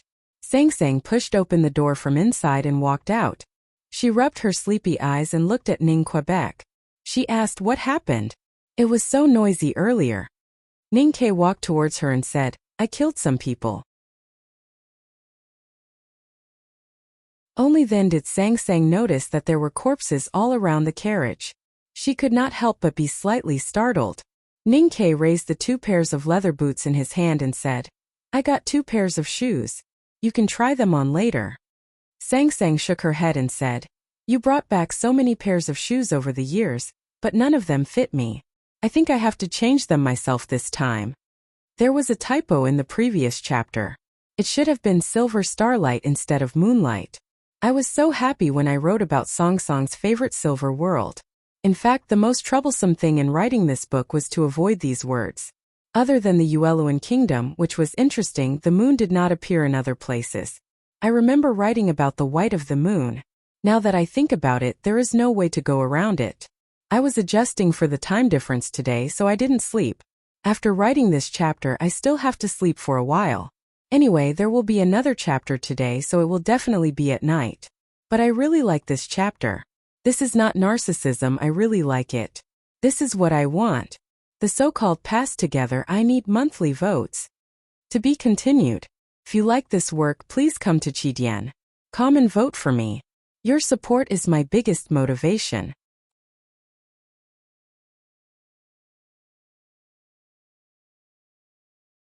Chapter 6:13. Over the next few days, the Black Horse carriage encountered several groups of grassland cavalries in the wilderness. Ninkei killed 2 of the smaller groups with extreme coldness. When he used his binoculars to observe that there were more than 300 elite cavalries, he did not hesitate to take a detour to avoid them. If there was anyone in the wilderness who could organize 300 elite cavalries, it would either be a cavalry unit under the direct command of the palace or the main force of a large tribe. No matter how confident Ninkei was, he did not want to confront such an enemy head-on. One of the reasons was that the big black horse was not wearing armor. More importantly, no matter how powerful he was after entering the knowing destiny state, no matter how strong his body was, no matter how vigorous his psyche power was, he would not be able to withstand the waves of enemies. His psyche power would eventually be depleted, and his body would gradually become exhausted. If he was forced into such a situation by continuous enemies, there was nothing he could do but wait for death. 1,000 years ago, the Desolate lost the war with the Tangs. According to the surrender agreement, they gave up the wilderness and moved to the cold region and hot sea in the extreme north. The people of the Central Plains could not adapt to the life in the wilderness, so they did not migrate to the north in large numbers. After the Desolate left, the gap was filled by barbarians who moved from the extreme west and gradually evolved into the grassland barbarians of today. The grassland tribes were scattered on the vast land in the north of the mainland like stars in the sky. Because of the natural boundaries of Min Mountain, they were divided into 3 palaces. Among them, the Golden Palace was the strongest, while the Right Palace was the weakest because of its small population and the fact that most of its herdsmen believed in Buddhism. The several groups of cavalries that Ninkei met in the wilderness were from the Right Palace or the tribes under the jurisdiction of the palace. He had already guessed that these barbarians who worshipped Buddhism must have received an order from the Xiankong Temple. The cavalries of the Right Palace did not pose a real threat to the Black Horse carriage. However, thousands of cavalries came one after another and searched the wilderness at all costs. In the end, the Black Horse carriage was slowed down. One day, when the black carriage passed by a red and barren rocky mountain, snow suddenly fell from the cold sky of the wilderness. The snowflakes were like cotton being torn into pieces, slowly falling to the ground. It seemed gentle, but because the temperature of the ground was too low, the snow accumulated very quickly. It didn't take long for the red rocky mountain to be painted white. Sang Sang found a large piece of white cloth from somewhere, and used it to cover the walls of the black carriage. Then she used the rest of the white cloth to make some simple cuts, and used it to cover the big black horse. Looking at the carriage wrapped in white cloth and the big black horse, as well as its eyes that were exposed through the holes in the white cloth, Ning Kei's mood changed slightly. He felt that he had seen such a naturally evil scene before, but he could not remember where. The wind and snow became more and more blinding, and the road in the wilderness became more and more difficult to travel. Ning Kei drove the horse carriage around the rock mountain and found a slightly higher but hidden place to stop. He took out his binoculars and looked down at the wilderness. The wilderness had become a monotonous world of black and white. Snowflakes fluttered down from the sky. It was completely silent. No sound could be heard, and no moving figures could be seen. Ning Kei held the cold telescope and looked at the wilderness quietly for a long time. He did not lose his patience because of the desolate and boring world in the mirror. Finally, he saw what he wanted to see, or rather what he did not want to see. 10 monks appeared in the field of vision through the telescope. Those monks were wearing thick, snow-white cotton robes, and shoes woven from dense grass. Under the shoes, there were slender wooden boards that were slightly tilted at the front and back. In their hands there were 2 thin and hard iron staffs. Gliding in the wind and snow, their speed was as fast as a galloping horse. Ning Kei guessed that these monks were from Xiankong Temple. He could not help but frown. He thought that Xiankong Temple was far away from the human world and had experienced wind, frost, rain and snow for a long time. It seemed that the monks in the temple had adapted well to the environment of the wilderness. Even the wind and snow could not stop them. It was really troublesome. What surprised him more was that these monks did not wear felt hats or leather boots. The cold and heat seemed to have lost their power to them. In terms of the concept of cultivation, these monks had already entered the see-through realm. Although he was vigilant, he did not leave immediately. Instead, he continued to sit in front of the window and observe. He observed the Xiankong Temple monks passing by and calculated the area of the surrounding wilderness, the speed of these monk soldiers, and the frequency of their search. Then he told Sang Sang in a low voice. Sang Sang wrote down the numbers on a piece of paper. After thinking for a while, she raised her head and said, "At least 200 people are needed for their search in this wilderness to be meaningful. The holy land of Buddhism would naturally not do something meaningless." Her words revealed a fact. There were at least 200 Xiankong Temple monks in the wilderness where the black horse carriage was. What did 200 see-through realm mean? Even the Tang Empire could hardly gather 200 see-through realm cultivators. Ning Kei was silent. He had thought that only the West Hill Divine Palace could send out so many masters at any time and place. He did not expect that Xiankong Temple could also do so. He did not have the confidence to defeat 200 Xiankong Temple monks. He did not even have the intention to fight. If he was given enough time to roam and kill slowly for 2 or 3 years, he might really be able to kill all these ascetic monks. However, Haotian and Buddha would not give him and Sang Sang that much time. He did not understand why the grassland cavalry and the monks of the Xiankong Temple were always able to find the black horse carriage in the vast and boundless wilderness. Ning Kei's puzzlement and vigilance were once again verified in the next moment. The horse carriage's camouflage was good enough. All traces on the snow had been erased by him, and the wind and snow obscured their vision. However, the 2 groups of ascetic monks on the wilderness seemed to faintly sense something. They stabbed the snow with their staffs and walked towards the rocky mountain without hesitation. Ning Kei knew that he could not continue to hide. He punched the wall of the carriage heavily.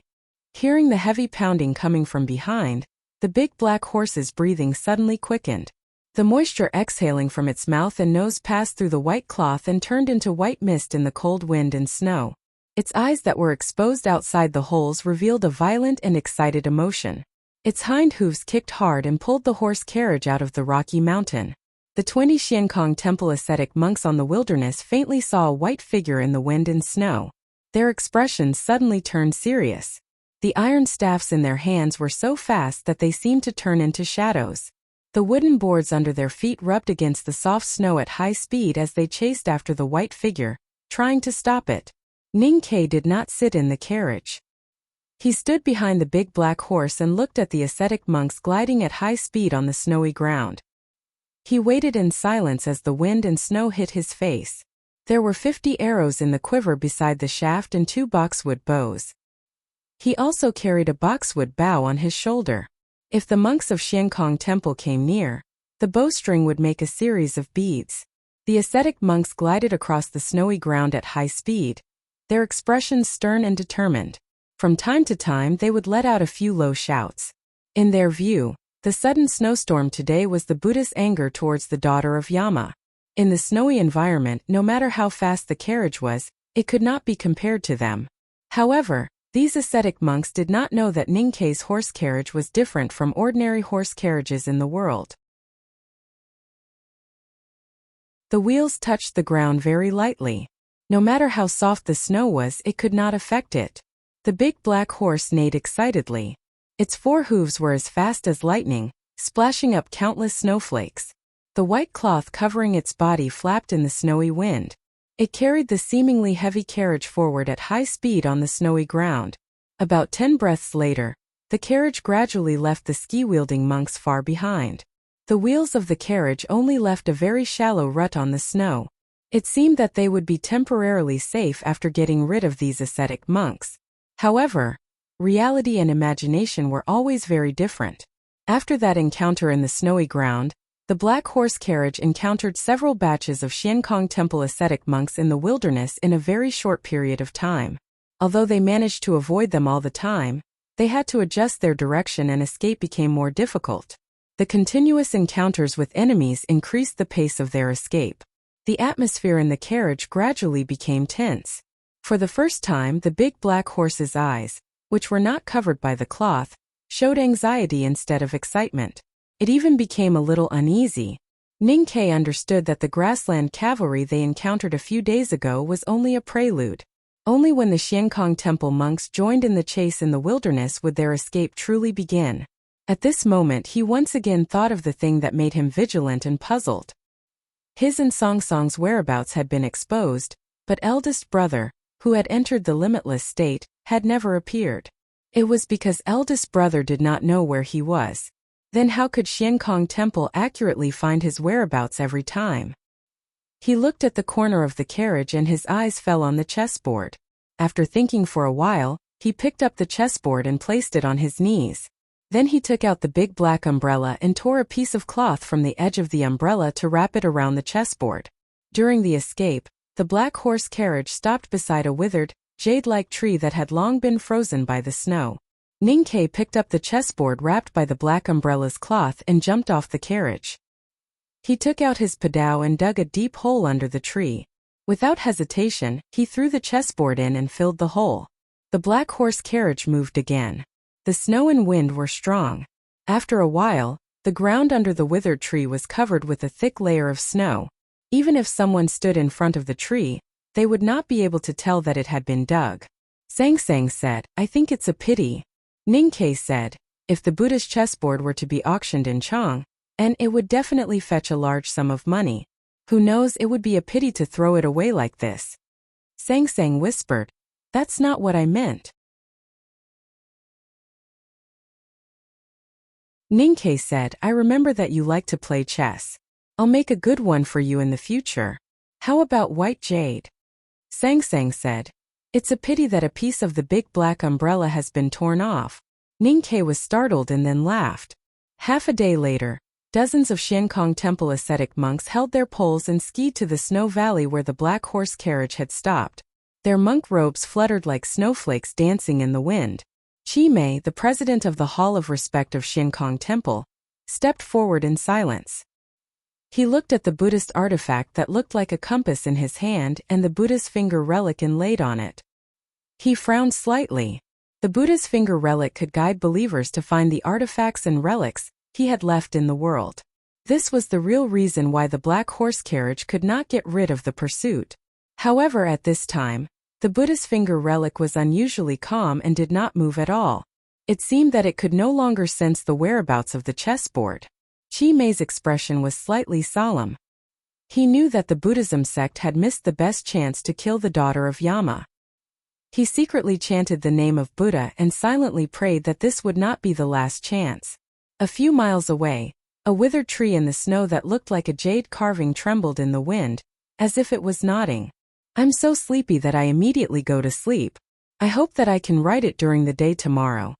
To be continued. If you like this work, please come to Chidian.com to vote for me. Your support is my greatest motivation.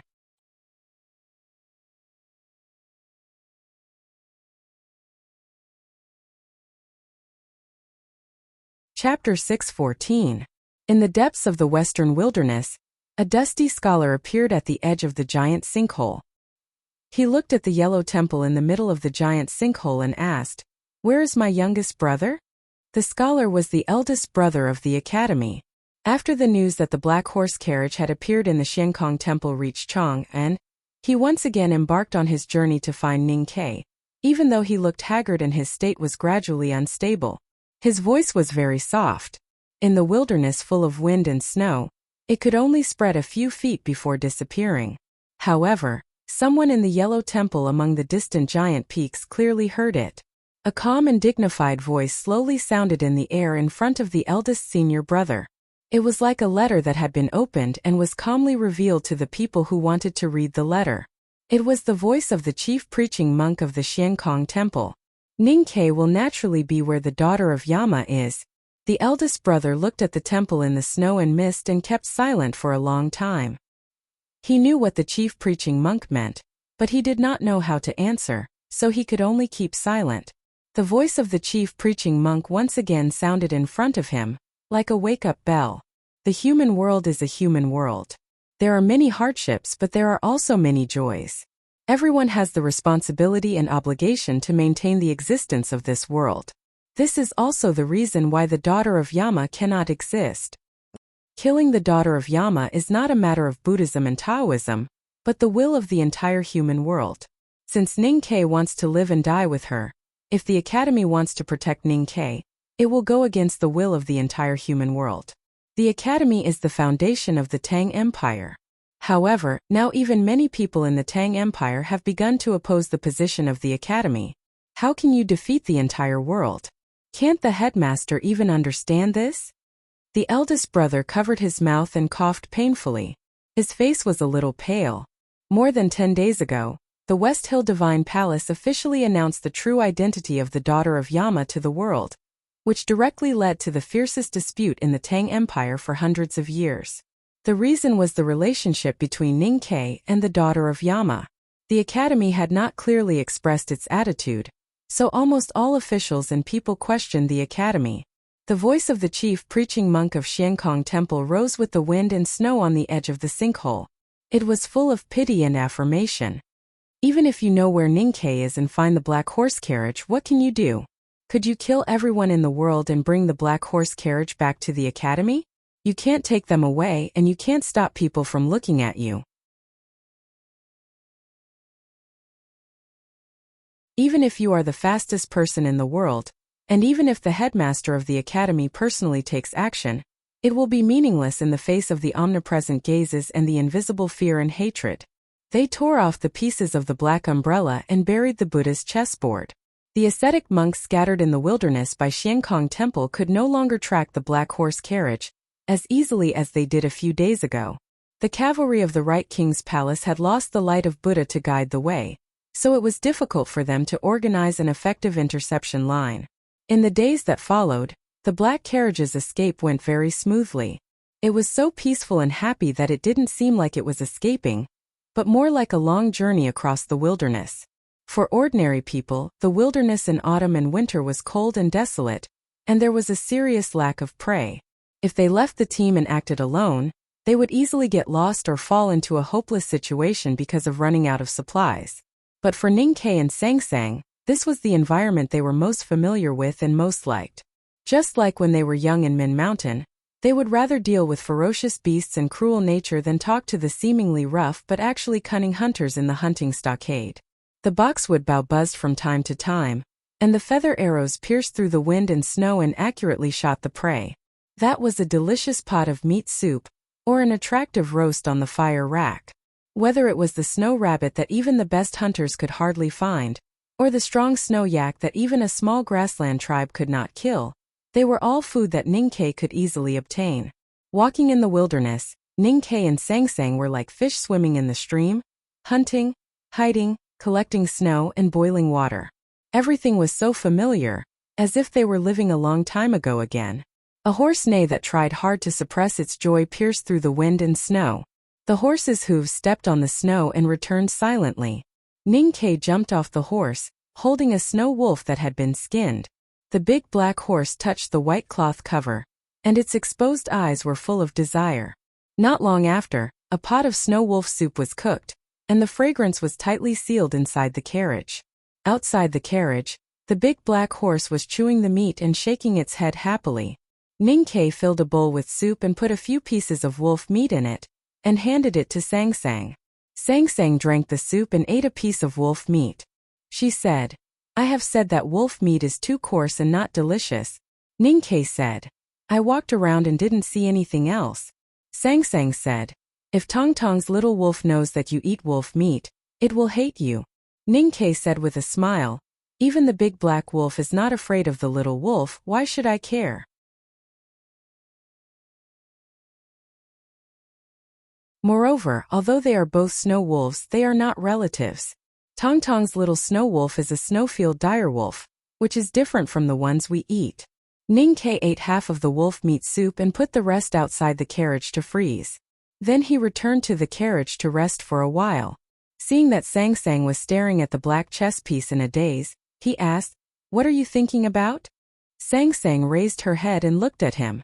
She said, "I am thinking about what I said to you in the Wa Mountain Monastery." Ningke's expression changed slightly, and he said, "Those last words." Sangsang nodded.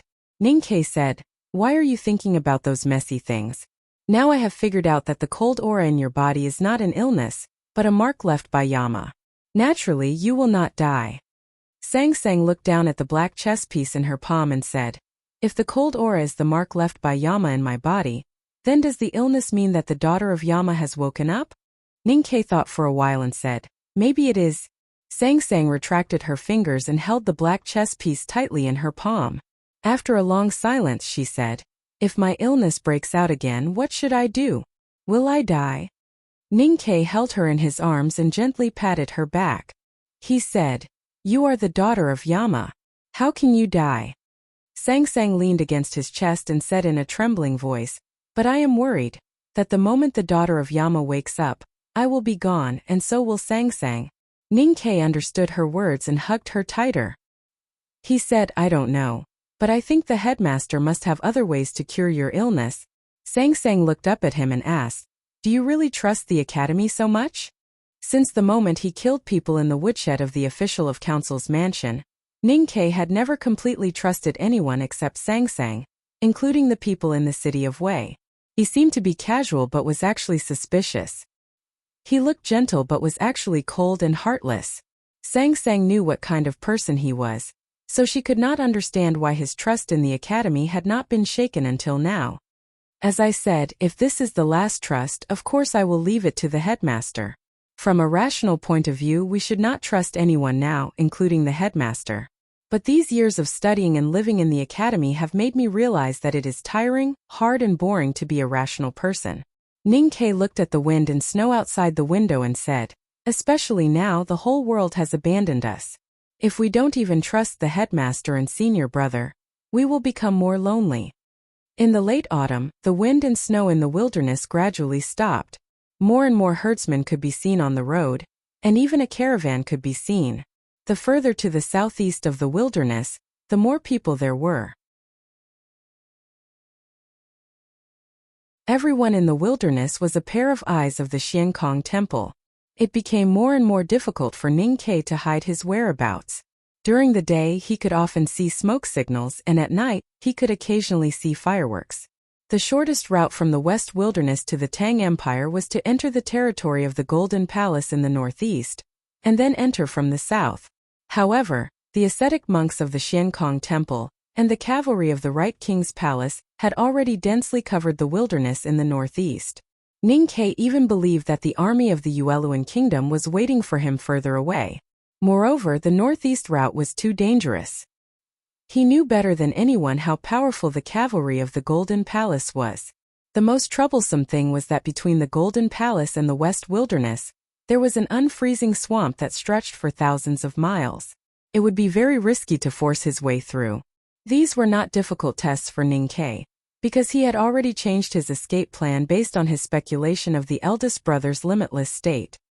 He had been heading northeast for the past few days just to confuse the enemy. He did not know that the eldest brother had gone to the Xiankong Temple to find him, and that he and Sang Sang were not alone. However, he was clear that if he wanted to get out of the current predicament, the best way was to let the eldest brother find him. He had no knowledge of the legendary limitless state. Even if he let his mind guess blindly, he would not be able to figure out how such a godly person could travel in the wind. However, since he insisted on trusting the academy and the eldest brother, he could speculate on the basis of trust and come to a conclusion. People in Chang and must have known that he and Sang Sang were in the western wilderness. Eldest brother didn't show up, probably because he couldn't confirm the specific location of him and Sang Sang. This also meant that the distanceless state wasn't just about freedom. It required a relatively accurate map in the consciousness and a fixed point. Therefore, his target was the capital of the Yueluan kingdom. One day the sky was clear and boundless. What Ning Ke had been most worried about had finally happened. Song Song's little face turned a little pale. She began to cough. She did not cough up phlegm or blood. Instead, she coughed out cold air, like the melting ice outside the carriage. Out of nowhere, a dark cloud floated over and hung in the sky above the black carriage. Sorry, there is only one chapter today. No other problems. I just re-examined the outline and found a lot of problems. I feel that the original plot content is not right and is too complicated. Therefore, I plan to revise it tonight and cut off all the branches and leaves. However, they are all meat that I can't bear to part with, so the process of cutting them off must be very painful. I don't have the energy to do anything else. After I revise and cut off the outline, the rest will be fine. Tomorrow is Saturday, but there will be more than 3 chapters. This week's rest day will be on Sunday, because it is someone's birthday. Well, for us people in Yichang, this is the most important birthday of our lives. I wish everyone a happy weekend. To be continued. If you like this work, please come to Chidian.com to vote for me. Your support is my greatest motivation.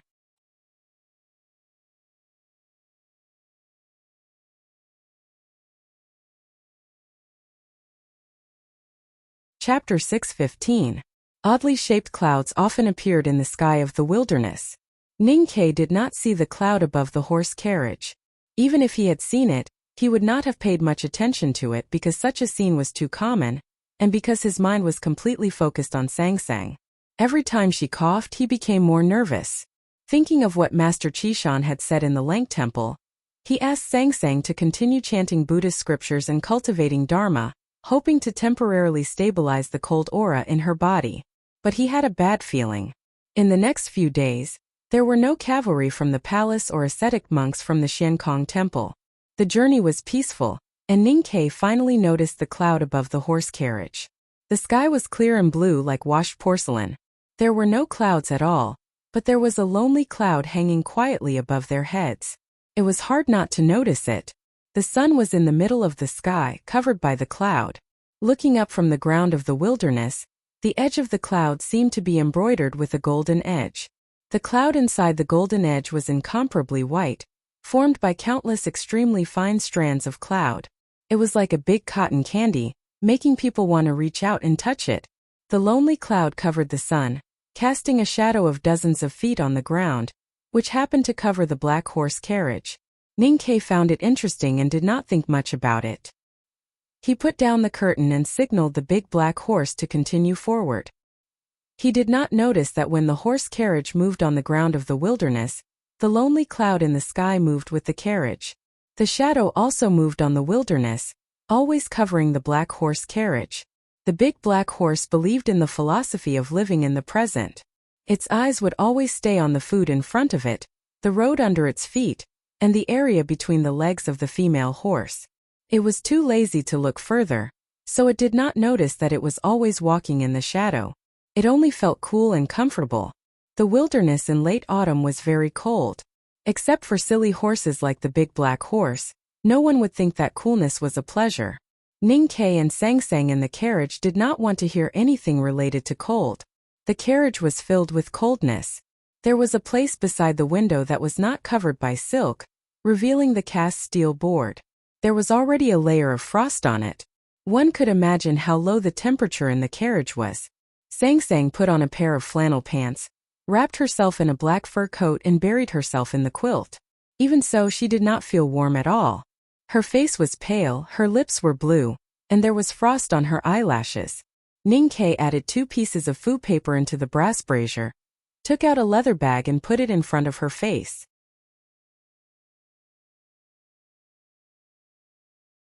Inside the leather bag was the hard liquor they had looted from a small tribe 10 days ago. Sang-Sang shook her head, indicating that she would do it herself. She took the wine bag and poured the wine into her mouth. After a while, the wine bag gradually became flat. Perhaps because she drank too fast, or because of her illness, Sang-Sang put down the wineskin, frowned and coughed. The talisman fire in the brass brazier suddenly dimmed, and then gradually struggled to reignite. Just like the past few days, she did not cough up phlegm or blood. Every time she coughed out an extremely cold breath. The breath suddenly turned into white mist when it came into contact with the hot and humid air in the carriage.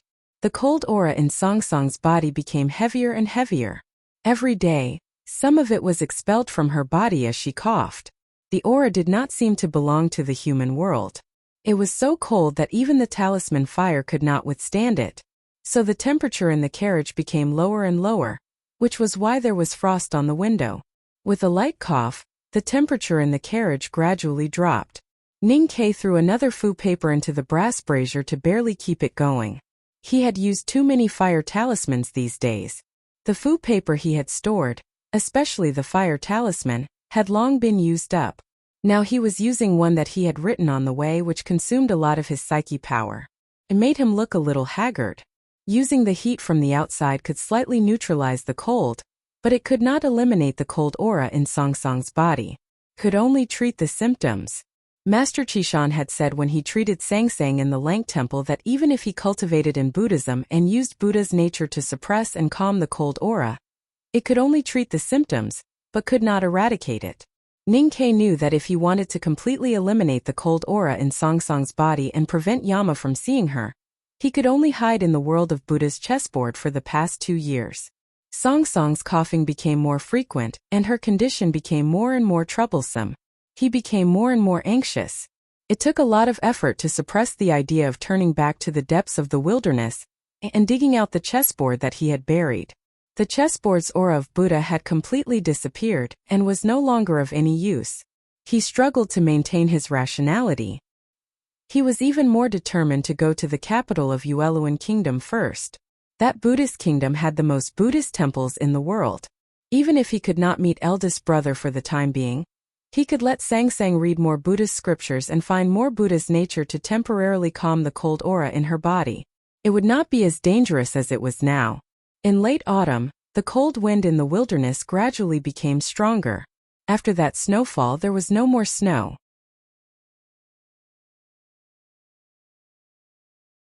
Occasionally, snow clouds gathered in the sky, but they were instantly blown away by the strong wind.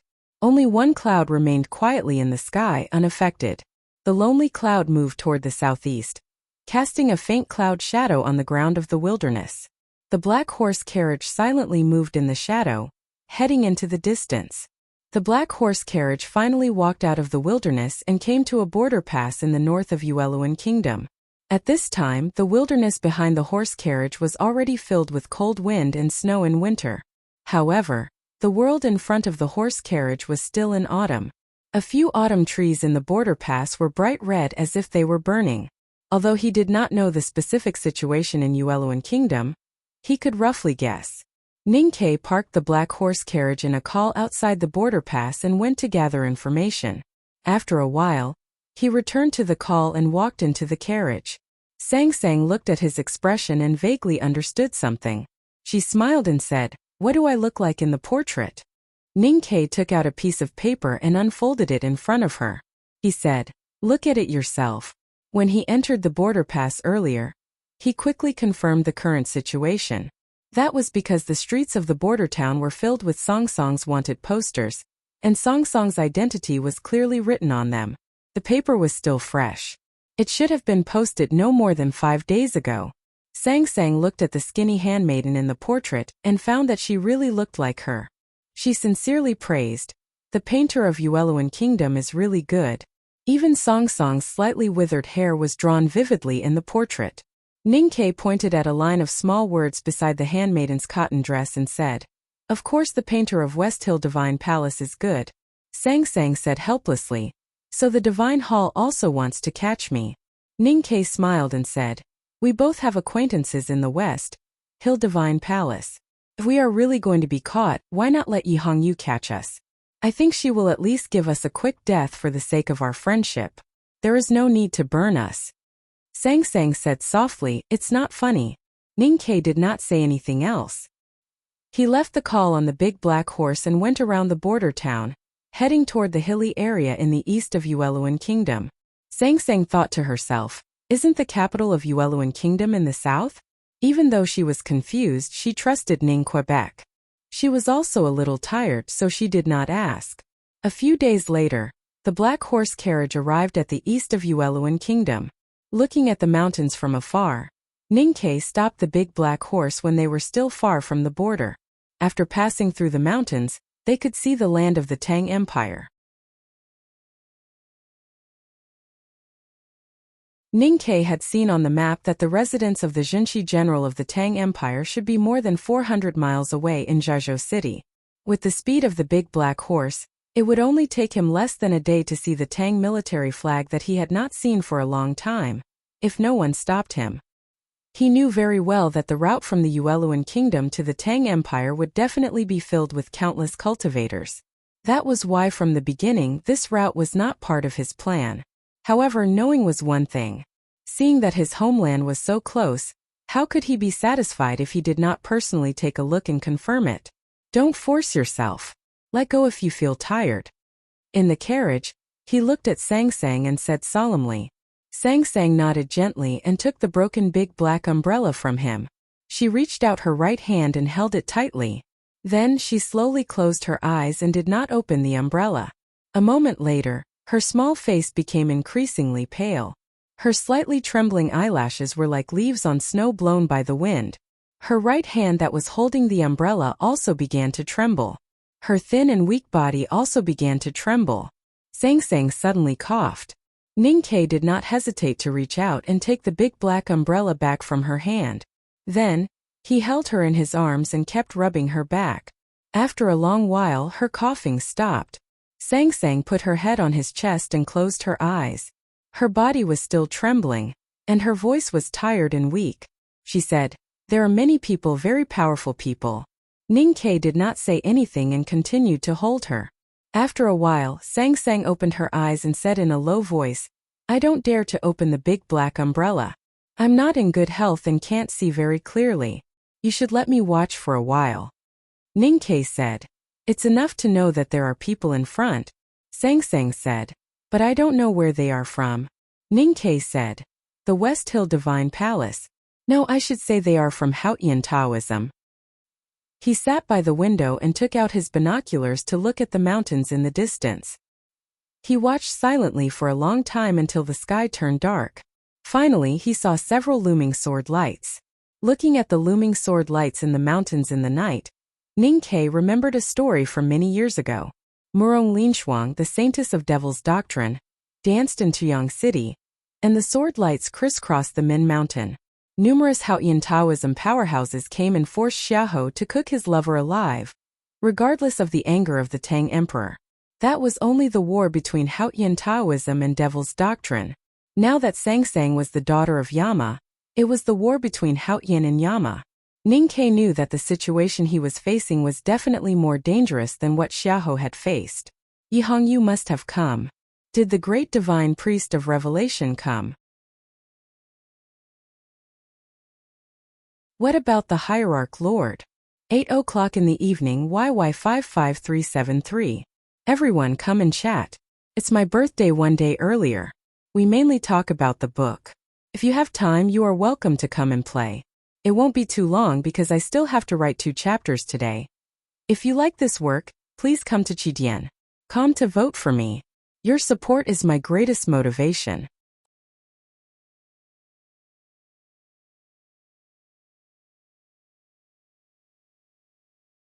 Chapter 6:16. This was the world of Haotian, and Haotian Taoism was the most powerful force. Not to mention the West Hill Divine Palace, which gathered countless powerhouses, just the thousands of Taoist temples in the world. Who knew how much more power Haotian Taoism had hidden? In the wilderness, the Xiankong Temple had sent more than 200 ascetic monks and several masters who were equivalent to knowing destiny state to chase the black horse carriage. It was already very powerful. But the West Hill Divine Palace was a truly terrifying ocean. From the moment the Divine Hall announced that Sangsang was the daughter of Yama, the ocean began to brew a storm. The raging tide gradually rose from the calm sea, and it would not stop until the black horse carriage was completely smashed into pieces. Under the night sky, the mountains separated the Yueluan Kingdom and the Tang Kingdom. Yi Hongyu stood on the highest peak. Her divine robe danced in the wind, but there was no expression on her face. The divine robe of judgment was dark red, brighter than blood and darker than the night sky. No matter how sharp her eyesight was, she could not see the black horse carriage in the distance. But she kept looking in that direction, as if she had seen something very interesting, and refused to look away. Dozens of priests and knights from the West Temple were kneeling on the rocky peak in front of her. A deacon of the judicial department in black was reporting the information about the Yueluan Kingdom in a low voice. She looked indifferent, as if she didn't care at all. It seemed that she was not nervous at all about something as important as killing the daughter of Yama. After a long time, Yi Hongyu withdrew her gaze and looked at the dozens of mountains around her. Hidden in those mountains were 400 papal knights of the West Hill Divine Palace, 3 grand cultivators of knowing destiny state, and more than 10 powerful rogue cultivators from Haotian Taoism. They had also received the summons and were hiding in the mountains under her command. With such a powerful combination, they could even occupy the capital of the Yueluan Kingdom, Chaoyang, overnight before the Buddhism sect could react. It was more than enough to deal with Ningke and the sick Sangsang. After the deacon of the judicial department finished his report, he still knelt on the ground, waiting for the great god's order. However, after waiting for a long time, he still didn't hear the voice that made him incomparably awestruck. He couldn't help but raise his head to look at the graceful figure on the cliff and asked respectfully, "Great God." No one knew what Yi Hongyu was thinking about. She was lost in her thoughts and only woke up when she heard this. She looked to the west again and said with a smile, "That guy is more cunning than a thief. How could he not guess that Haotian Taoism would make arrangements here? I'm afraid he has already left." If that's the case, why should I wait here like an idiot? The black-robed executors were somewhat startled. From the words of the divine priest of judgment, it seemed that she was preparing to leave. However, the Taoist sect had set up an ambush in the Tsong Mountains. This was an order personally issued by the sect master. Who would dare to disobey? Yi Hongyu walked down the mountain. A deputy commander of the Divine Guard stood up in shock. He looked at the back of her robe fluttering in the wind and said, "Great God, this is an order from the hierarch. Where are you going?" In the Tsong Mountains in this world, there were very few people who were qualified to ask Yi Hongyu for an answer. Therefore, she didn't answer. But when she walked past the deacon, she said, "I'm going to the quagmire." The deacon was her direct subordinate. She told him her whereabouts for the affairs of the Divine Hall of Judgment. This didn't mean that she needed to report her whereabouts to anyone else, even the hierarch. The people on the peak were stunned when they heard this. Even the deacon was shocked. He anxiously tried to dissuade her. The quagmire? The 1,000-mile swamp between the Ueluan Kingdom and the Golden Palace? Great God, it's too dangerous. No one has ever chosen that path for so many years. The path that no one has chosen is the path that Ning-Ke will take. After saying this, Yi Hongyu floated away. Her ink-red robe fluttered on the mountain path. When it fluttered, it was like a bloody flag. When it fell, it was like the night sky. The people of the West Hill Divine Palace knelt on the peak to send her off. The capital city of the Ueluan Kingdom was called Chaoyang City. This name had been passed down for many years. No one knew whether it was Chaoyang or Chaoyang because both meanings seemed to be the same. There was a green mountain in the north of Chaoyang City. The mountain was rather slow, but it was wide and long. The mountain was covered with dense vegetation. Although there were many tourists, there were many secluded and uninhabited places. The southeast of the Ueluan Kingdom was connected to the Great River, and the South Jin Kingdom by a primeval forest. The moisture from the Great Lake, the Great River, and the Southern Ocean were constantly blown into the kingdom by the wind.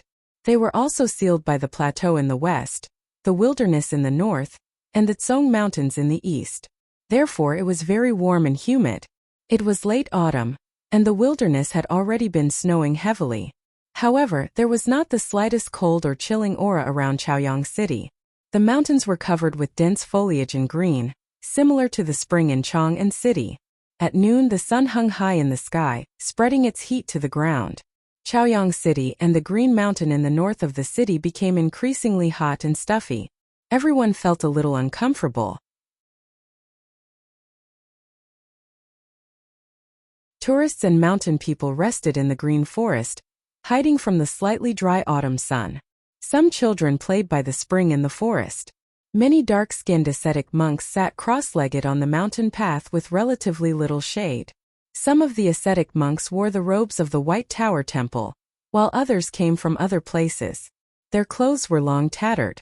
Whether they were local or foreign ascetic monks, the copper bowls in front of them were filled with fruits and food. These fruits and food were naturally offerings from the people of the Ueluan Kingdom, who worshipped Buddhism. There were hundreds of banyan trees in the depths of the Green Mountain. Under the trees were long grass and dense shrubs. It was difficult for humans and beasts to walk among them. It was very secluded. Looking at the rotten leaves on the ground, it seemed that no one had been here for decades. Ning-Ke picked up the last handful of dead leaves and carefully scattered them evenly on the ground. After confirming that no traces were left behind and that even the intent of the array was perfectly hidden, he felt relieved. His right foot stepped on the thorny bushes and his body swept to the flat ground a few feet away. He began to give instructions to the big black horse. Normally, the big black horse would have been annoyed to see Ning-Ke lecturing like a child. However, he listened very carefully today and his eyes were very focused. He did not miss a single word. I don't know how long I will stay in Chaoyang City. If I find eldest brother, I will bring Sang-Sang and him back first. Then I will ask eldest brother to come back and pick you up. If I can't find him, he will probably wait in the city. You can stay in the mountains for some time. Don't worry, I won't leave you alone. Thank you for your hard work, buddy. Ning-Ke hugged the big black horse's neck and patted it gently. He then picked up a blue cloth bag and tied it around the big black horse's neck. Inside the bag were the few yellow fruits and ginseng and other food left in the carriage. The big black horse rubbed his face and neighed softly at Sang-Sang under the tree. It turned around and walked slowly toward the deep mountains behind the dense forest. The blue cloth bag swayed gently. Watching the big black horse's figure disappear into the depths of the Green Mountain, Ning-Ke walked back to the banyan tree and carried Sang-Sang on his back. He tied them tightly with a strong rope and carried the heavy luggage to the city at the foot of the mountain. Oh! Everyone in the Ueluan Kingdom, from the monarch to the peddlers, believed in the Buddhism sect and pursued the state of being aloof from worldly affairs. They were known for being low-key and peaceful.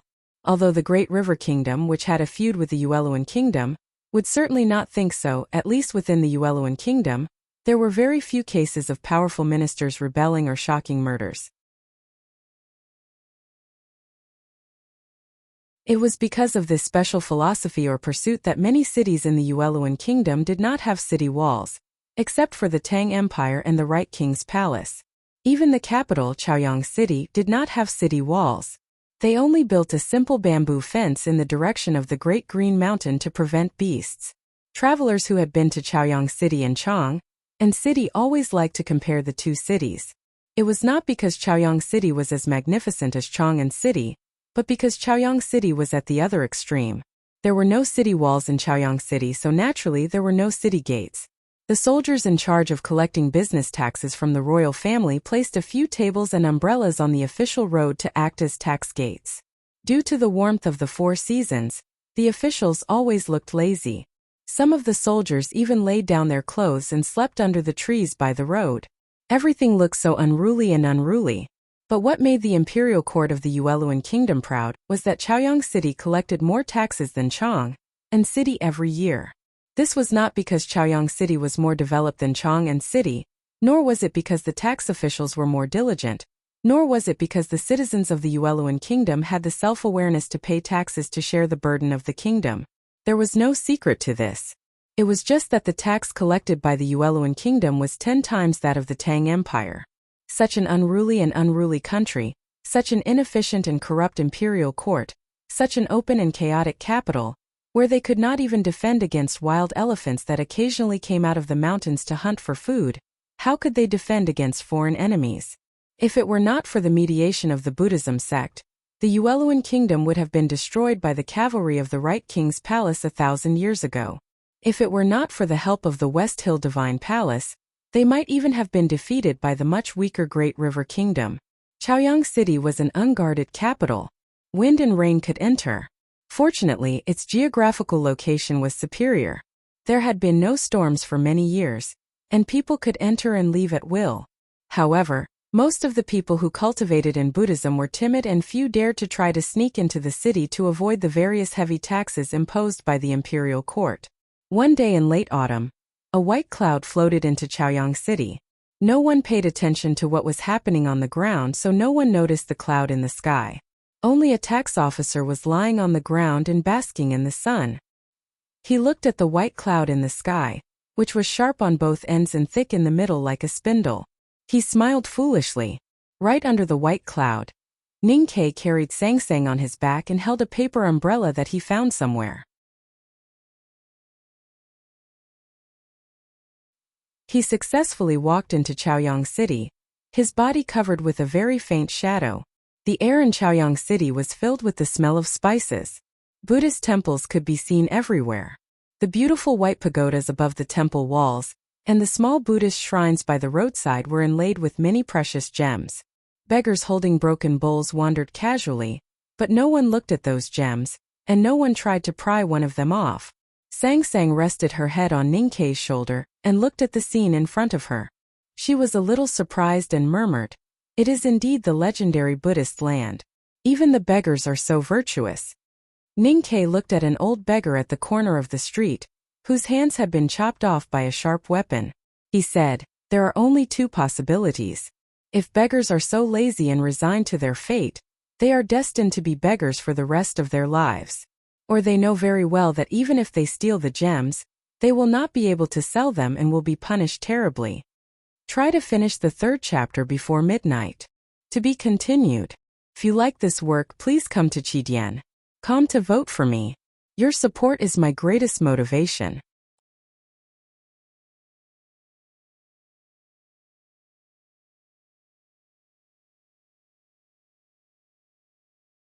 Chapter 6:17. Sorry, this is the last chapter of the 3rd volume, so it's a little hard to write. I wrote too much, so it's a little late. Sorry. Sangsang was the only one on the portraits in the streets, but the Buddhism and Taoism sects knew that Ningke was with Sangsang, and they also knew about the conspicuous black horse carriage that could not be disguised. The black horse carriage was Yensei's legacy.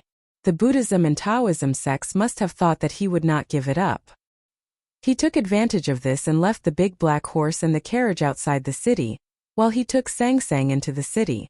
He chose to hide in Chaoyang City temporarily because he wanted to wait for eldest brother here. Moreover, Sangsang's illness kept worsening, and he was worried that Sangsang would not be able to hold on if he had to fight to the end. Even if he could not wait for eldest brother, he had to come to Chaoyang City, because he believed that it was always dark under the lamp, and he believed in his ability to hide. He also hoped that the Buddhist temple here could help Sangsang get better. Walking in Chaoyang City with Sangsang on his back, Ningke did not take long to find his target. It was a shabby courtyard not far from the Yueluan Kingdom's palace. Standing in the courtyard, one could see the famous White Tower Temple, but it was located in a noisy low-class street, which was convenient for hiding. The most important and decisive reason why he chose this small courtyard was because it was extremely dilapidated. The door was covered in dust, and it was obvious that no one had lived in it for a long time. Furthermore, it was so quiet that it was like a haunted house. Ningke did not inquire about the story of the courtyard, because any connection with others might lead to unexpected results. He directly sneaked into the government office of Chaoyang City and secretly searched the case files. As he had expected, an extremely bloody massacre happened in the courtyard last year. The owner of the courtyard died in the massacre, and his relatives, who were qualified to inherit the courtyard, were obsessed with Buddhism and did not want to take over the sinful courtyard. Therefore, the courtyard was taken back by the Yueluan Kingdom, but still no one was willing to buy or rent it. Even the greedy officials and monks had no interest in the courtyard. Of course, Ningke would not rent a small courtyard. When dusk fell, he carried Sangsang on his back and easily jumped into the small courtyard from the broken wall on the back street. He passed through the main hall and came to the bedroom in the backyard. Along the way, the twilight was dim and extremely quiet. The old bricks on the ground and the walls were still stained with dark old bloodstains, causing it to seem extremely gloomy. Not to mention ordinary people, even a butcher who had seen blood would probably feel his scalp go numb.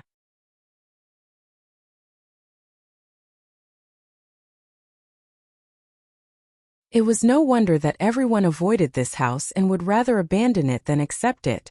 Ningke and Sangsang had seen countless dead people since they were young, and they had seen much more gruesome scenes than this. However, they showed no fear at all, not even the slightest change of expression. There was no bloodstain in the bedroom, only a dusty bed and a table. After a moment of silence, he walked out of the small courtyard again. When he came back, he held several quilts in his arms and plastering for carpentry in his hand. After a simple cleaning, Ningke spread the thick and soft quilt on the ground and put a new pillow on it. Then he dug up the abandoned well in the courtyard and fetched water to mix the ash. He pasted all the cracks on the windows of the woodshed flat and tight without leaving a gap.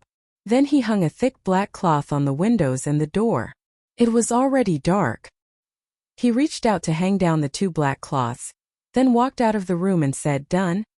He heard the slight sound of a fire in the room. He carefully observed and found that no light leaked out, so he nodded. Many years ago, he took Sangsang to hunt in Min Mountain and squatted in the snow to ambush wild boars. Wild boars were particularly sensitive to light and human smells. The temporary squatting spot he built in the snow could be tightly sealed without a trace of light and his own smell. Now it was not difficult to use it to deal with these things. The night was dark, and the small courtyard was still gloomy. No one dared to approach it. Even if they did, they would only see the same shabby scene as before. There was no trace of anyone who had been here. The Buddhism sect was looking for the black horse carriage everywhere, trying to find Ningke and Sangsang. Numerous powerhouses from Haotian Taoism were lying in ambush in the Pamir Mountains, which was the only route to the Tang Empire. Who would have thought that the daughter of Yama was in a small courtyard so close to the White Tower Temple? A black crow landed on a tree in the courtyard and looked up at the stars. Song Song's portrait was everywhere in Chaoyang City. People gathered in front of every Buddhist temple. The monks were telling the legend of the underworld, the last words of Buddha, and the story of the daughter of Yama. The people of Yueluan Kingdom had complicated expressions. Some were frightened and some were sad and angry.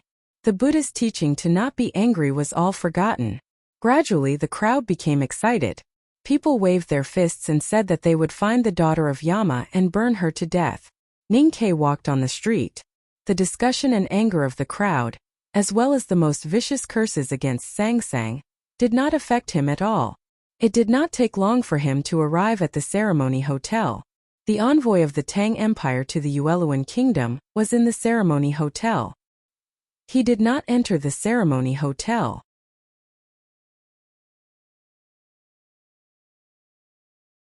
Instead, he stood in a slightly quieter back alley and listened attentively to the movements in the courtyard wall before deciding what to do. This is not self-preservation. It's not surrender. It's right or wrong. The Tang Empire is the leader of the world. Of course, we don't care about the pressure from the Yueluan Kingdom. Even the West Hill Divine Palace can't make us retreat. But I can't watch the world perish like this. This is the responsibility that the Tang Empire should bear. Ningke stood quietly in the alley outside the wall and listened for a while. This was the most useful piece of information he heard. The person who spoke was the envoy of the Tang Empire to the Yueluan Kingdom. He slowly lowered his head and turned to leave. Sang Sang looked at the expression on his face and knew that the situation was not good. She reached out and held his hand. Ningke smiled bitterly and said, "I'm fine. I was just a little surprised to hear something." Sang Sang asked, "What is it?" Ningke said, "Guess how long it has been since we left the Lang Temple?" Sang Sang thought for a while and said, "At least a month." "Wrong, it's a year." Ningke touched her slightly cold face and said, "A year has passed unknowingly. Then I still have the patience to endure another half a year. Tomorrow, I will take you to the White Tower Temple to read the Buddhist scriptures." The first half of his and Song Song's lives were extremely difficult, even miserable. But it was also those difficult days that made them who they were now. They had courage, perseverance, indifference, and patience that ordinary people could not imagine. 10 years ago, deep in the snow-covered Min Mountain, Ningke carried Sang Sang on his back and squatted in the snow cellar to kill a wild boar. Unexpectedly, a winter bear that was awakened unexpectedly appeared. After the bear killed the wild boar and ate its fill, it seemed to notice that there was still food nearby and refused to leave. It stayed near the snow cellar for a few days, relying on the wild boar's carcass. At that time, Ningke was not strong enough, and Sang Sang was only a 6-year-old girl. It was impossible for them to defeat a greedy winter bear. They had no other choice but to hide in the snow cellar and pray. Their prayers to Haotian would never be answered, but waiting beyond the endurance of ordinary people could always be exchanged for success. In the end, the winter bear could not resist the hunger and left bitterly. When Ningke climbed out of the snow cellar with the dying Sang Sang on his back, they had stayed in the snow cellar for 4 days and 4 nights. In that case, he and Sang Sang could survive. Why couldn't they survive now? Ningke looked out of the window at the gradually thinning autumn sky and the thickening autumn clouds and thought silently. On the tree in the small courtyard, the black crow cawed, which was very unpleasant to hear.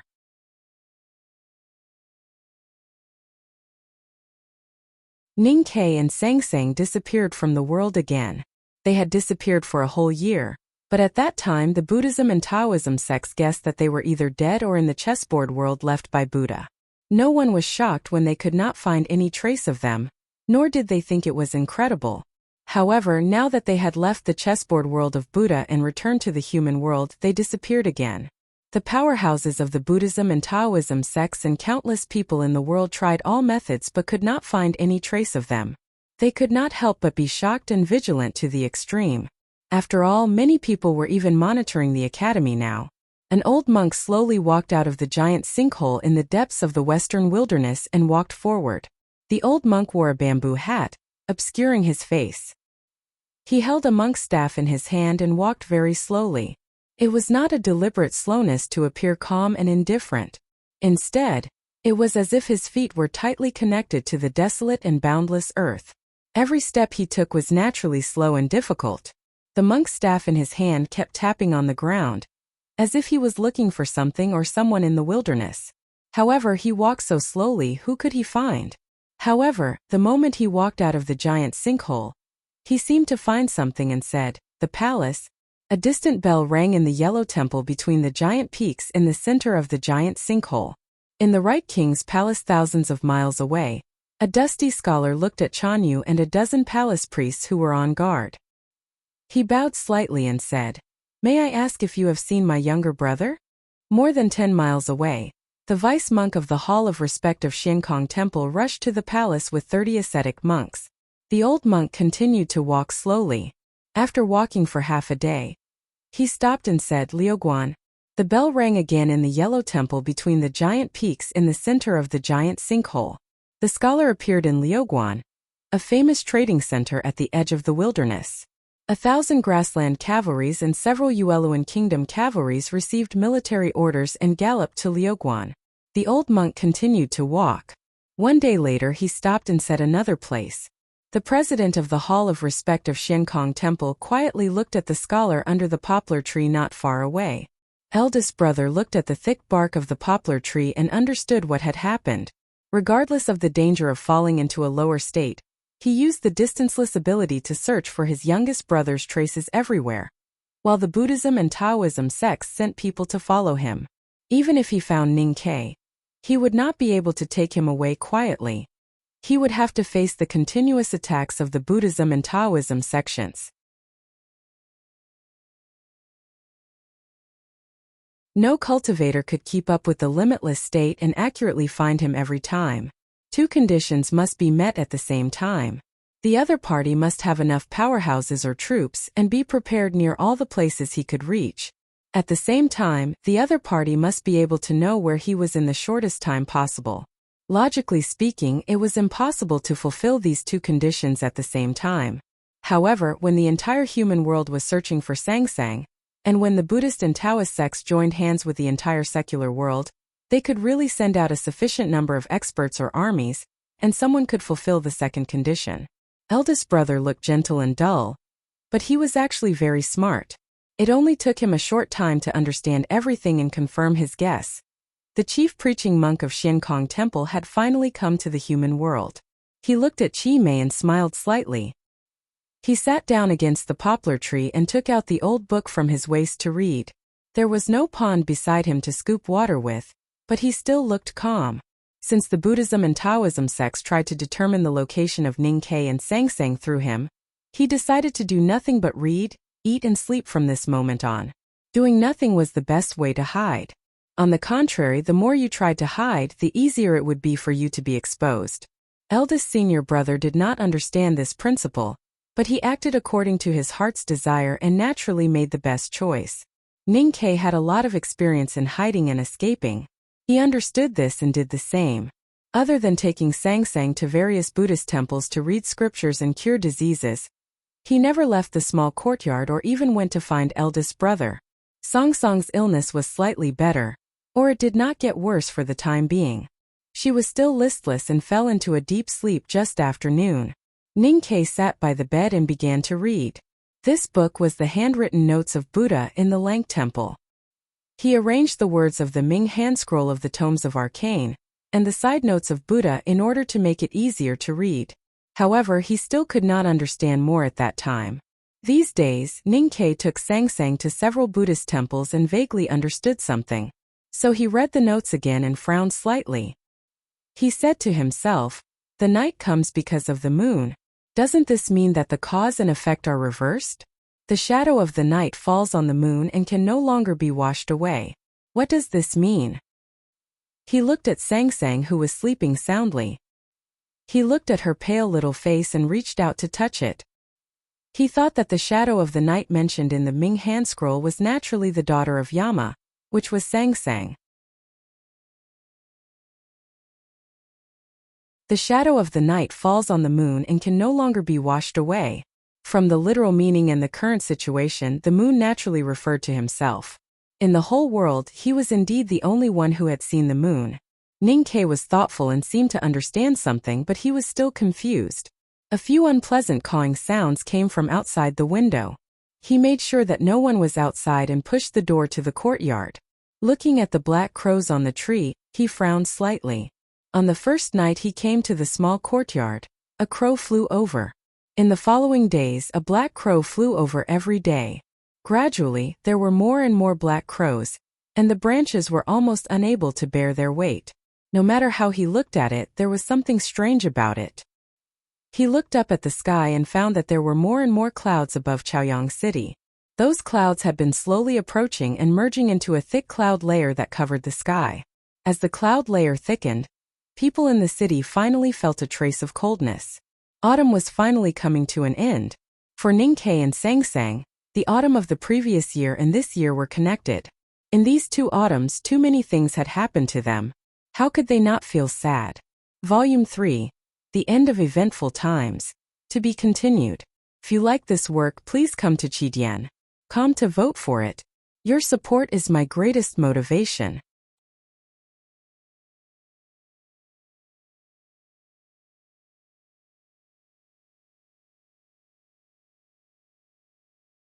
Chapter 6:18. The wind and snow were not raging, and the road was not blocked. Accompanied by the slowly falling snowflakes, an old monk with a monk's staff and a bamboo hat slowly walked out of the wilderness. He entered the Ueluan kingdom and walked towards a low mountain peak. The old monk walked very slowly, slower than the falling snowflakes, and even slower than the melting snow. The soles of his straw sandals seemed to be glued to the ground. When he lifted his feet, it seemed like he was pulling up the entire ground, so every step he took was very difficult. When he walked on the snow, the layer of snow was pulled up. When he walked on the muddy ground, the black muddy ground was pulled up. When he walked on the bluestone mountain path, the stone surface was pulled up.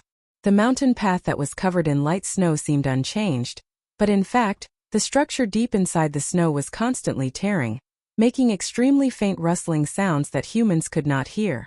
Even the entire mountain peak was groaning along with the old monk's footsteps. The animals hiding in the depths of the mountains to avoid the winter could hear the sound. The wolves licking their dirty fur raised their heads in alarm. The magpies hiding in their nests looked up in horror into the distance. The lynx that was trying to chew through the skin of a frozen deer let out a shrill scream. The old monk walked to the top of the mountain and looked towards the south. 10 miles south of the mountain peak, the snow stopped. Most of the sky in the Ueluan kingdom was devoid of snow clouds. However, the capital of the Ueluan kingdom, Chaoyang City, was covered by thick clouds. Looking at it from 1,000 miles away, the thick cloud was like a lonely flower in the boundless Buddhist kingdom. The old monk looked at the cloud in silence. The shadow of the bamboo hat did not cover his aged face. A very complicated expression slowly appeared on his face. Then, he tightened his grip on the monk's staff and gently inserted it into the rock beside him. He looked into the distance and said, "Man is under the cloud." When the staff came into contact with the rocks on the peak, it was like a hot knife stabbing into a pile of snow. Without a sound, it penetrated deep into the rocks. The head of the staff made a slight crisp sound. Accompanied by the old monk's words, it floated in all directions. The old monk looked at the distant Chaoyang city and said, "Regarding the catastrophe of the human world and the coming of the Dharma ending age, the Buddha left many instruments such as the chessboard and bell before his nirvana to point out the path for the Buddhist disciples. However, you refused to follow the path left by the Buddha and wanted to walk your own path. Why is that?" After standing silently on the peak for a long time, the old monk sighed and said, "Senior brother, I never understood why you called yourself Mount Chishan. After Qin explained it to me, I realized that it was a divergent road. However, the divergent road is difficult to walk. Buddha is merciful. How can he bear to see the world take the risk of taking a divergent road?" After saying this, the old monk pulled his staff out of the snow rock and slowly walked down the peak. It seemed that he was going to Chaoyang City. However, it took him more than 100 days to reach the edge of the wilderness from the Shenkong temple in the giant sinkhole at such a slow and arduous way of walking. How long would it take for him to reach the cloud? "You took the wrong path, so I have to take the shortcut." The old monk walked out of the range of the peak and stopped in his tracks. He stretched out his staff on the side of the rugged and muddy mountain path. From his actions, he seemed to be calling for a carriage. However, how could there be a carriage in such a remote mountain where few people tread? This winter, Chaoyang City, the capital of the Ueluan kingdom, had continuous gloomy weather. Even after 2 light snowfalls, the thick clouds above the city did not disperse. In the human world, wind and snow were common. Even 100 days of gloomy weather was not difficult to imagine. Therefore, in the beginning, the clouds did not attract anyone's attention. It was not until the winter deepened and the second snowfall dispersed that the countryside outside of Chaoyang City suddenly cleared up.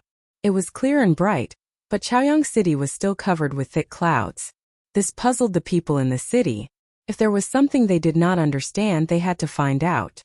Once they started observing, the imperial court and ordinary citizens of the Ueluan kingdom finally noticed the strangeness of the thick clouds in the sky. Some people remembered that the clouds above their heads had not dissipated since a certain day in late autumn. More people noticed that in the clear sky outside the city, there were still clouds floating over every day and gathering in the clouds above the city. The clouds shrouded Chaoyang City and refused to disperse. They became thicker and larger every day. This situation was too strange. Since autumn, the Buddhist temples in the Yueluan kingdom had announced the arrival of the daughter of Yama. The imperial court's arrest warrant had proved that the daughter of Yama was in the Yueluan kingdom.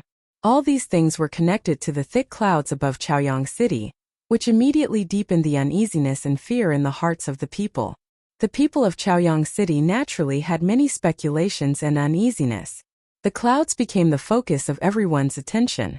It even became the main topic of conversation between the citizens of the Yueluan kingdom every day. Did you see the clouds yesterday? I can see them every day when I look up. Why do I have to look? I mean the new clouds that floated in from outside yesterday. Didn't you notice that the clouds are much thicker today? I didn't notice it. I went to rent a carriage yesterday. The new clouds were quite big yesterday. Very big. When I saw it, it was already very close. It must be bigger than the imperial palace. That's not small. But I saw a new cloud coming from the east a few days ago. TSK. That formation, that spirit, it felt like thousands of Tang soldiers and horses. That's a good analogy.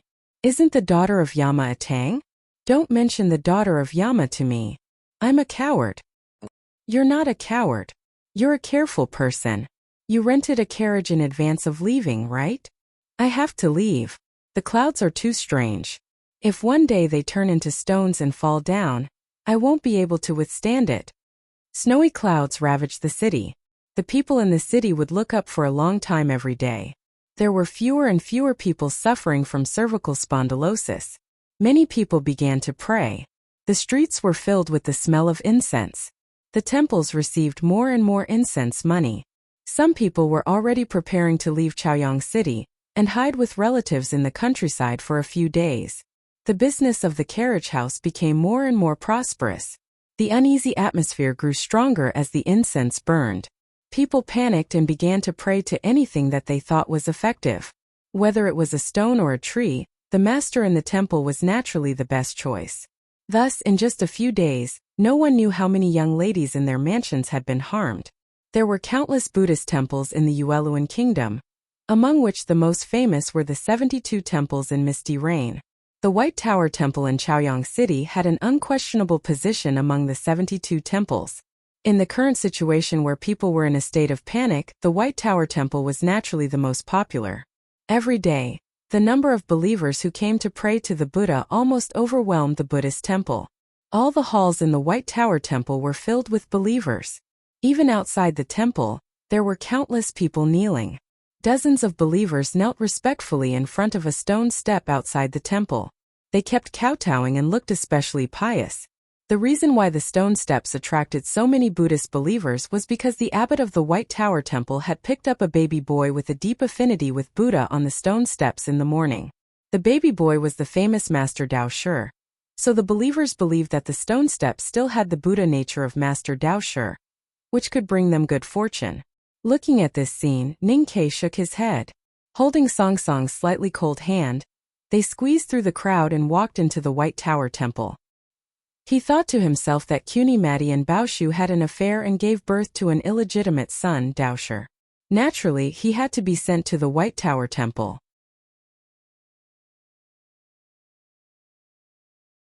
What did it have to do with Buddhism? Sang Sang wore a light-colored cotton-padded jacket and a thick scarf that covered half of her face. Her hair had been cut very short and parted diagonally in front of her forehead. She looked very refreshing, like a playful little boy. Even those who had seen her in person would not be able to recognize her, let alone those who had only seen her portrait. Maybe that stone step can really bring blessings. Song Song's voice penetrated through the scarf and sounded a little muffled, as if she had caught a cold. Ningke smiled and said softly, "Even if there are blessings, they will not fall on us. Don't forget that in front of the bun shop in Chong, and I chopped off Dao Shi's head." Sang Sang said, "I don't know if it's because we have done too many bad things. If I had known that I was going to learn Buddhism, I would not have been so disrespectful to the Buddhist masters. Ningke smiled and said, "The day before I met Dao Shi, you ran away from home for the first time. I was in a very bad mood and was angry for the whole night by Yanming Lake. He still came to provoke me. Naturally, he was courting death. It's all your fault." Sang Sang said softly, "So it's my retribution?" If there was really retribution, Xiahou would not have needed me to kill him. He would have been killed by Buddha long ago. Whether it is Haotian Taoism or the Buddhism sect, when they talk about the academy, they will always mention the term non-believer. In their eyes, without faith and reverence, it is difficult to live a fulfilling life, and it is difficult to find true peace in one's heart. However, in the eyes of the academy, faith and worship are not the same thing. The word fear and reverence needs to be carefully studied. Ningke thought of the believers who kept kowtowing outside the temple, and the scene of the family next to the small courtyard burning incense and worshipping a tree every day. He said, "Countries like the Yueluan kingdom naturally have faith. But there are too many things to believe in and too much fear of the unknown. What kind of faith is that?" As they chatted in a low voice, the two had already walked to the main hall in the depths of the White Tower Temple. The hall was still crowded with hundreds of believers kneeling on futons, listening to an eminent monk preaching in front of them. Ningke led Sang Sang into the hall and quietly found an empty futon. The believer whose futon had been stolen was listening attentively to the sutra a moment ago, but the next moment, he found himself standing behind a pillar. He was shocked and speechless, but he did not dare to shout, for fear that the eminent monks in the temple would think that he was not pious enough and ended up like this.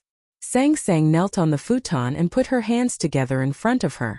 She closed her eyes and began to listen to Buddhism. She looked quiet and pious.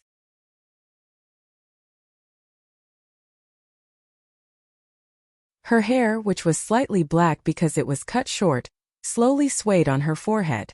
She did not listen to the White Tower Temple's preaching, but only silently recited a passage in her heart. She was not learning the solemn golden Buddha in front of the hall, but the Buddha in her heart. "I came back full of energy and aching all over. This is the first chapter of today, and also the first chapter of the 4th volume. The curtain slowly lowered, but in fact the real curtain was slowly lifted.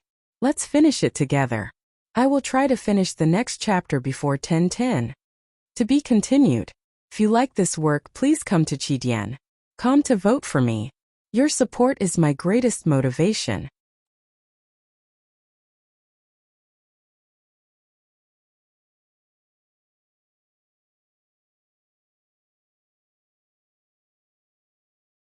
Chapter 619.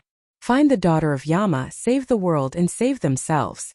This was what everyone in the world was thinking. After confirming that the daughter of Yama was hiding in the Yueluan kingdom, the Buddhism sect naturally wanted to get rid of Sang Sang. Even under such circumstances, Ningke hid in Chaoyang City with Sang Sang, visited many Buddhist temples inside and outside the city, and calmly studied Buddhism and read scriptures. This was completely out of the Taoism and Buddhism sect's expectations. It also proved that the most dangerous place was the safest place. Compared to this, there was something more wonderful. Buddha had read the Ming handscroll of the tomes of arcane many years ago, and could see the coming of the everlasting night in the Dharma ending age. For this, Buddha had left countless celestial weapons and prepared many methods to suppress the son of Yama, so that the human world could escape from Yama's gaze. However, even Buddha would not have thought that the Dharma he left in the human world could help Sang Sang temporarily suppress the cold aura in her body. The chanting of sutras filled the temple. A peaceful and compassionate aura gradually spread with the devout prayers of the believers. Sang Sang closed her eyes and put her palms together. Her expression was tranquil and devout. She cultivated her own Buddhism, read her own sutras, and felt the peaceful and compassionate aura around her. Her pale face gradually returned to normal. The senior monk of the White Tower Temple finished his lecture, and so did the believers. Hundreds of people on the futons in the temple chanted the name of Buddha, but they did not disperse. The senior monk began to lead the believers to pray. The content of the prayer was very complicated, but if one listened carefully, there were only two things. The first was to pray for the Buddha to appear and help the countries in the Central Plains to chase away the barbaric and bloody desolate man tribes from the wilderness. The second was to pray for the Buddha to appear and quickly find the daughter of Yama, and then suppress her so that she would never be able to rise again. After the prayer, Ninkei walked into the temple and helped Sang Sang up. In the Buddhist temples and even the streets of Chaoyang City, such prayers with fear and the most vicious curses could be heard.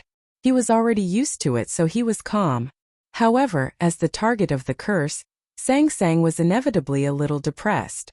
Just as Ninkei and Sang Sang walked out of the White Tower Temple, they suddenly heard the melodious bell ringing from the eaves of the temple behind them.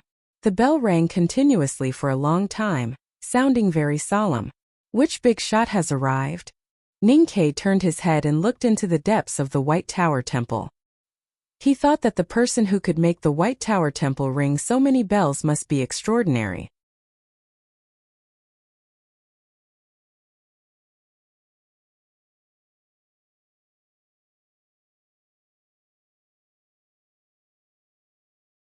He was afraid that it was either someone from the Xiankong Temple or a powerhouse from the West Hill Divine Palace. There could only be one purpose for a high monk from the Xiankong Temple or a powerhouse from the West Hill Divine Palace to appear in Chaoyang City at this time. He frowned and became more vigilant. If Ninkei knew the real meaning of these bells, he would definitely be more vigilant. If he had the chance to hear the voice behind the bells, he would definitely leave Chaoyang City with Sang Sang immediately. In the depths of the Buddhist temple, the bells slowly stopped ringing. In a remote Buddhist hall, the abbot of the White Tower Temple and a few elders of extremely high seniority knelt respectfully on the ground. An old and peaceful voice echoed in the hall. Beneath the clouds, winter was coming to an end. In many countries in the world, such as the Great River Kingdom or the South Jin Kingdom, spring had already covered both sides of the river. In the Lang Temple on the Hua Mountain that was being rebuilt, wildflowers were also in full bloom. But there were more places that were waiting for the arrival of spring. For example, the capital of the Yueluan Kingdom, which was already full of spring in the past years, was still in the final stages of winter because of the clouds that covered the sky for hundreds of days and the relatively low temperature. In the depths of the wilderness in the far northeast, the desolate man tribe was constantly hurt by the cold and betrayal. The wilderness, which had been extremely turbulent and bloody for the past year, once again welcomed a tragic war after a few dozen days of peace. Countless lives were coldly harvested. In the late autumn, the desolate man tribe had just reached an alliance agreement with the left king's palace. Both parties swore a blood oath with their respective tribes' ancestral spirits. The senior statesmen of the desolate man tribe were slightly relieved and were planning to join forces with the left king's palace to attack the Central Plains coalition army in the coming spring and summer. However, the desolate man did not expect that the left king's palace would dare to betray their own ancestral spirits. In the middle of winter, the left king's palace brazenly tore up the alliance agreement that had not even dried yet. They joined hands with the West Hill Divine Palace and received a large batch of provisions from the grassland. Then they led the Central Plains coalition army and ventured 800 miles to the north against the bitter cold. They launched a surprise attack on the second largest settlement of the desolate man's tribe. Although the desolate man were brave and extremely strong, and every adult was a natural warrior, there were too few of them. The whole year of war had sharply reduced the winter rations they had stored. It was almost as if they were fighting with half an empty stomach.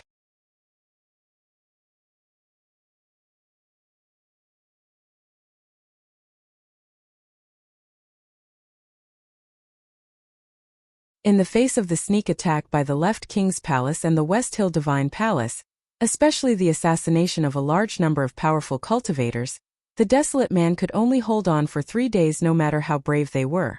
They had to leave thousands of warriors' corpses and were forced to leave. The left king's palace and the West Hill Divine Palace's coalition army did not stop moving forward. They knew how strong the desolate man's vitality was, and how firm their will to fight was. Although the sneak attack from thousands of miles away had successfully damaged the strength of the desolate man tribe, no one could guarantee how strong the desolate man tribe would be next year or a few years later if they did not completely defeat the desolate man. Under the fierce request or cold threat of the silver-masked military counselor, the West Hill Divine Palace's coalition army followed the cavalry of the left king's palace and continued to move north. The generals from the Yen Kingdom and the South Jin Kingdom were shocked to find that the West Hill Divine Palace seemed to have known the military counselor's true identity. They even listened to him, just like the fatuous Chan Yu of the Left King's palace. The chase in the harsh winter, which was too cruel for both sides, lasted for 5 days. On the snow-covered wilderness, the frozen corpses of the Central Plainsmen, barbarians and desolate men were scattered everywhere. The corpses were so hard that the vultures were unwilling to eat them. After death, they could finally live together peacefully. On the 5th night of the bitter and cruel pursuit, Tang, the world wayfarer of the Devil's Doctrine, finally managed to sneak into the camp without being noticed by the dozen-array tactical masters that the West Hill Divine Palace had placed outside the military camp. In the tent in the wind and snow, Tang did not see the panicked generals from various countries, nor did he see the shrieking secretaries. What he saw were dozens of cultivation powerhouses from various countries who were already prepared, and the military counselor sitting behind the desk. The military counselor wore a silver mask. There were 2 bowls of cool wine on the desk. His face that was not covered by the mask looked calm and natural, as if he was a good host who had been waiting for a long time for a guest but was not anxious. Tang knew who the military counselor was. He looked around at the powerhouses in the tent and said, "It seems that you are indeed the one in charge of the Left King's palace. No wonder those barbarians dared to betray their ancestors. But in my opinion, no matter what happened to you, you are still a coward. So you will never be able to catch up with Ningquebec." Long Qing did not continue Tang's words. He pointed at the 2 bowls of wine on the desk and said calmly, "After I left Chong and that year, I never drank again.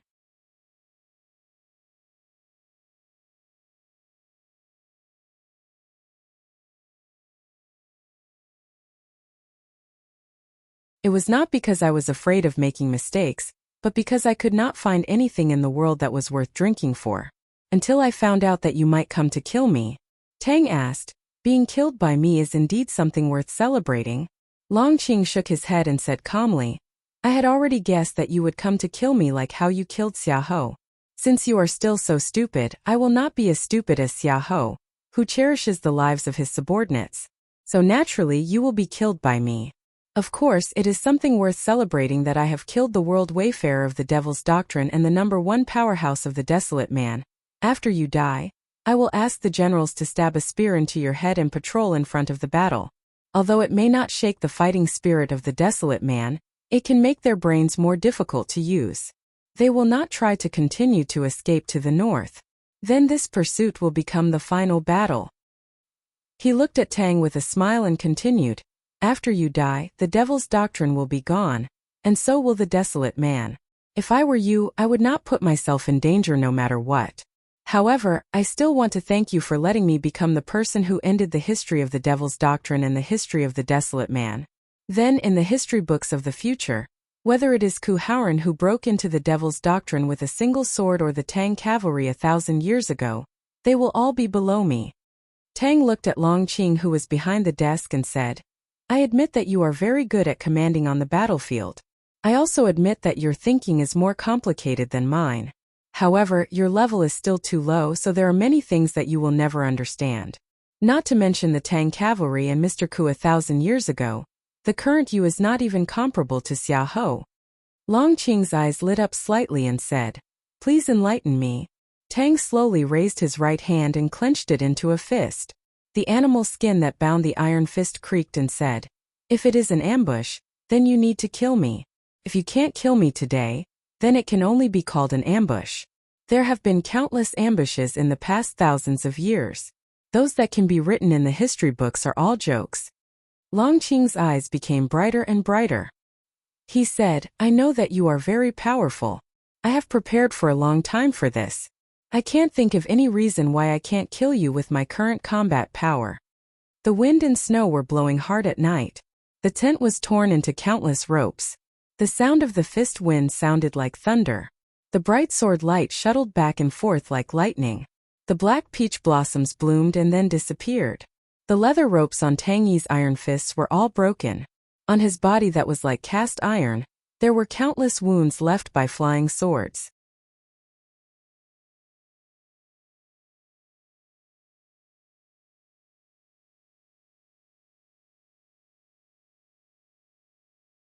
His entire body was dyed with blood. He had suffered unimaginable injuries. But in the end, he still successfully rushed out of the camp that stretched for more than 10 miles, disappearing into the wind and snow. In this battle, 200 elite cavalrymen of the left king's palace died. 11 cultivators at the upper see-through state from the central plains were torn into pieces. 2 priests of the left king's palace were shaken into blood foam. A powerhouse at the peak of the knowing destiny state from Haotian Taoism, who had lived in seclusion in the kingdom of Song for many years, had a bloody hole the size of a bowl in his chest and abdomen. He died with his eyes open. Long Qing's natal peach blossom was smashed into pieces by a simple iron fist. He was thrown far away and vomited blood. His silver mask and black robe were completely dyed red. Before the battle, Long Qing could not understand why Dun was still confident that he could survive, given the combat strength at that time. After the battle ended, he supported his weak and injured body to review and deduce for a long time, but he still could not understand why he could not kill Dun. Just as Tang had said, Long Qing was now at the upper knowing destiny state. Although his plans were excellent and accurate, he was still far from the cavalry of the Tang Empire thousands of years ago. He was not as good as Xiahou and was not qualified to be mentioned in the same breath as Mr. Ku. Because his level was not high enough, he did not understand people like Tang. Once they fell into a situation that made them crazy, they would often make their enemies crazy.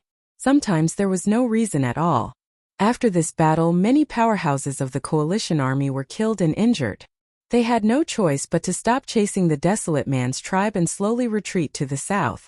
The countries of the Central Plains and the left king's palace began to get nervous. This time, the Desolate Man's tribe suffered heavy losses. No one knew how many women and children were killed, but they were not completely destroyed by the coalition army. According to the Desolate Man's character, once they recovered, they would definitely launch the bloodiest revenge against the left king's palace and the Central Plains coalition army. No matter how one looked at it, Long Qing was the one who gained the most from this bitter winter war. Through the agreement with the West Hill Divine Palace before the war, the left king's palace had gained a lot of benefits. They had even obtained several important resources from the Yen kingdom. Their power had increased rapidly, and his control over the left king's palace had been further strengthened. Most importantly, through the communication with the West Hill Divine Palace, Long Qing realized that the Divine Hall did not care about his betrayal. The Hierarch Lord had even secretly conveyed some extremely important information.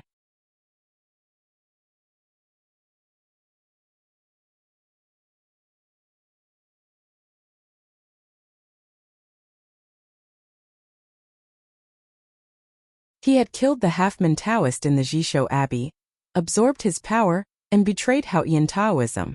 As someone from the West Hill Divine Palace, he was very clear about the terrifying power of Haotian Taoism. Therefore, being chased by the Divine Hall had always been the greatest fear in his heart.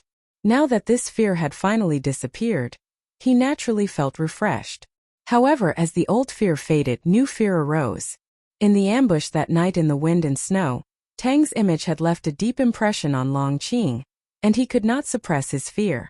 The only comfort he could feel was that among those who had survived that battle, Tang had suffered the heaviest injury. Logically speaking, he would definitely die. Even if he could survive, he would have to focus on recuperating in the following period of time. It was impossible for him to pose a specific threat to Long Qing. The Desolate Man would definitely launch a bloody revenge. In order to prepare for the real war, the countries in the Central Plains had begun to prepare their provisions and troops. The South Jin Kingdom Royal Cavalry and the Divine Hall's Papal Cavalrymen, who had not participated in the war all these years, had begun to prepare to enter the wilderness. Even the 2 border armies of the Tang Empire had begun to prepare for battle. But even so, the people's attention on the Yueluan Kingdom did not weaken at all. On the contrary, it became more and more intense, especially those powerhouses who had stayed here all along and did not even glance at the wilderness. The war between the Central Plains Coalition Army and the Desolate Man would determine the outcome of the war between civilizations. However, the matter of the Yueluan Kingdom would determine the survival of the entire world. Everyone knew which was more important. Many days had passed, but no one had found any traces of the Black Horse carriage. The ascetic monks that the Xiankong Temple had scattered in the northeast wilderness gradually moved towards the Yueluan kingdom. In a Zen temple more than 100 miles north of Chaoyang City, the chief monk of the Xiankong Temple's Hall of Respect, Master Chi Mei, was quietly listening to the voice in front of the Buddha statue. He is under the clouds. The clouds above Chaoyang City had not dispersed and had already attracted the attention of many cultivators. Many powerhouses from the Buddhist and Taoist sects had already quietly sneaked into the city. At this time, after hearing the voice of the chief monk of scripture, Chi Mei no longer hesitated. He rushed to Chaoyang City that night and entered the White Tower Temple. The next morning, the commander of the West Hill Divine Palace Divine Guards, Luo Kadi, also rushed to Chaoyang City with 18 divine guards. At this time, a cloud floated in the blue sky outside the city and merged into the thick clouds above the city. The clouds above Chaoyang City were getting thicker and thicker.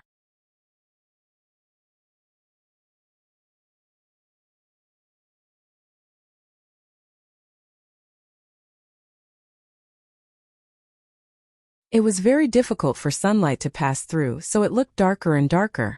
There was a feeling of dark clouds pressing down on the city, but no one knew when it would really snow or rain.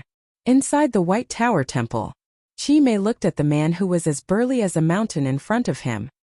He put his palms together and bowed slowly, saying, "Greetings, Commander Luo." Luo Kadi silently sized up the seemingly ordinary middle-aged monk in front of him. His eyes fell on the monk's left hand that only had 2 fingers left on the side of the monk's leg. He nodded slightly in return. He was the most trusted subordinate of the West Hill Divine Palace hierarch. Although he had been punished by the great divine priest of judgment, Yi Hongyu, for the past 2 years because of that incident, he was still a very important bigwig in the divine hall. He had entered the knowing destiny state for many years. He was powerful and arrogant, so even in front of the eminent monk from the unknown place Xiankong Temple, he still refused to show too much respect. He even pretended to be cold and arrogant. Chi Mei's expression was calm and natural. There was no change at all. He had long achieved great success in Buddhism, so he would not be disturbed by these external things. He said, "I heard that the great divine priest of judgment had left Peach Mountain 100 days ago. Where is she now?" Luo Kadi frowned and said, "The great divine priest has gone to the northeast." Chi Mei sighed softly and said, "That's not good." Luo Kadi said, "If Ning Ke and the daughter of Yama are really in Chaoyang City, we can just find them and kill them. What's wrong with that?" Chi Mei said, "There are too few people from Haotian Taoism this time. I don't know if it's because the Abbey Dean is traveling overseas or for some other reason. This time, when the daughter of Yama appeared, you guys did not respond appropriately." Luo Kadi frowned slightly and said in a low voice, "We don't need too many people to kill Ning Ke. Besides, do you think that the 18 divine guards and I are too weak?" Chi Mei said, "In the battle at the Lang Temple, even senior brother Qin Yan and Mr. Yi could not stop Ning Ke and the daughter of Yama. Why does the commander think that we can stop them?" Luo Kadi thought of what Mr. First and Second of the Academy had done in the Lang Temple. His expression turned serious and he asked, "Will Master Qin Yan come?" Chi Mei said, "Senior brother Qin Yan was seriously injured in the Lang Temple and is still recuperating." Luo Kadi said, "If that's the case, what about the people from the Academy?" Chi Mei said, "If the people from the Academy come, the Xiankong Temple will have a solution. We are still talking about Ning Quebec," Luo Kadi said coldly. "Although there are not many people from Haotian Taoism, there are many people in Chaoyang City. If this is a war, why should we spare our lives?"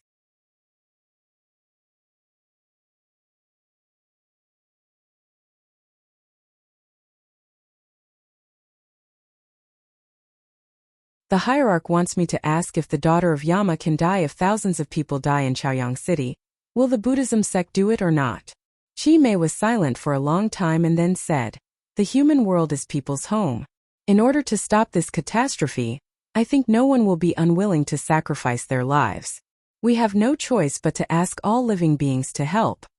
Amended 201211210330. To be continued. If you like this work, please come to Chidian.com to vote for me. Your support is my greatest motivation.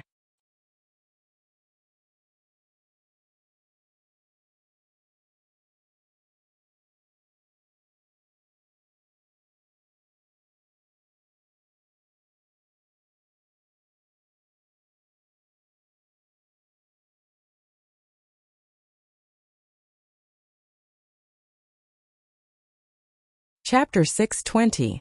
Luo Kadi recalled that the middle-aged monk had said that if the academy sent someone, the Xiankong temple would have its own way.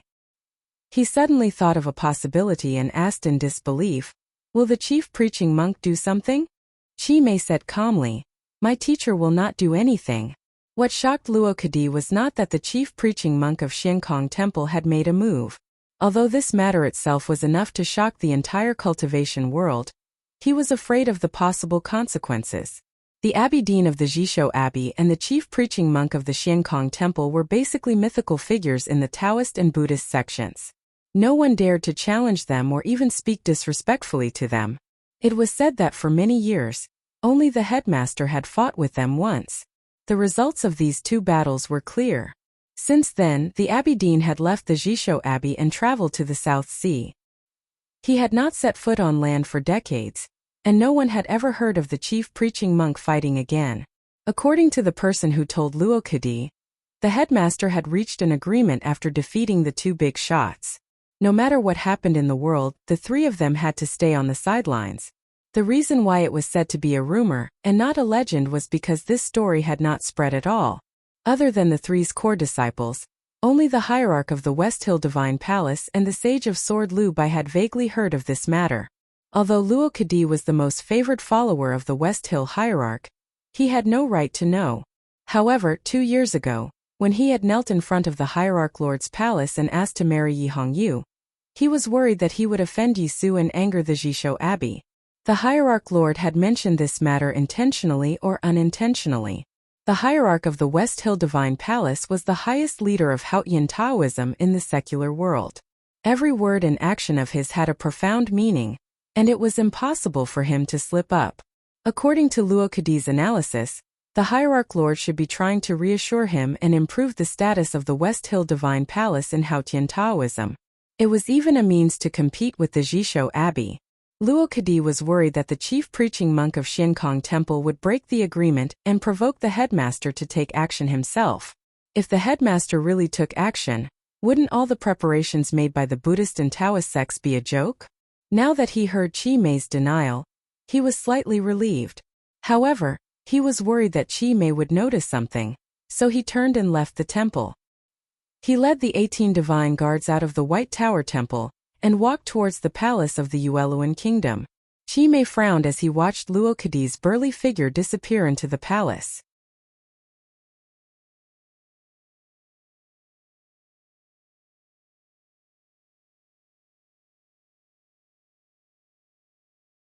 In just a moment, he could tell that the commander of the West Hill Divine Guards was in the knowing destiny state, and it was a very stable middle state. He was very powerful and should be above Ning Quebec. The divine halls of West Hill sent this person, and the divine priest of judgment also came down from the Peach Mountain. Logically speaking, they should pay enough attention to him, but he still felt that there was something wrong. A few days ago, a piece of news came from the eastern wilderness. The wayfarer of the devil's doctrine, Tang Ji, broke into the military camp and escaped with serious injuries. However, he also killed many powerful cultivators from the Central Plains. The most painful loss of the West Hill Divine Palace in that battle was the death of a powerful cultivator at the peak of the Knowing Destiny state, who had been living in seclusion in the Kingdom of Song for many years. There were only a few powerful cultivators at the peak of the Knowing Destiny state in the entire cultivation world. However, the West Hill Divine Palace could hide one in the Taoist temple in the Kingdom of Song. How powerful was the Haotian Taoism hidden under the sea? Moreover, such a noble powerful cultivator at the peak of the Knowing Destiny state actually cooperated with the Allied forces to take the risk of killing the wayfarer of the devil's doctrine. The West Hill Divine Palace was willing to invest so much power and paid such a high price in the wilderness. Facing the catastrophe of the world, the West Hill Divine Palace also invested a lot of power in the Yueluan kingdom. However, it was still too stingy in comparison. It was hard not to arouse suspicion. You were so hurt by the headmaster's stick that you still don't want to face the academy at this time? In your eyes, if the daughter of Yama is a bowl of porridge, then the Xiankong temple is the spoon. You don't want to do anything, but you want the spoon to scoop out the porridge. Abidine, you are really calculating. Chi Mei slowly walked out of the hall. He looked up at the thick black clouds in the sky and thought silently in his heart. the people from the Xiankong Temple, the West Hill Divine Palace, and the people in countless streets. No matter how powerful Ning Ke was, he could only die. However, he killed the daughter of Yama and saved the world. No matter how unreasonable the academy was, they could not use this as an excuse to take revenge on the Buddhism and Buddhism sects. However, the story in the autumn rain at the Lank Temple a year ago had already proved that if they wanted to kill the daughter of Yama, they had to kill Ning Quebec, killing the last disciple of the headmaster. No matter whether there was a reason or not, no matter what the situation was at that time, the people on the second floor of the academy would find their own reason and then be angry. Chi Mei believed that after this, the cultivation world would be in turmoil.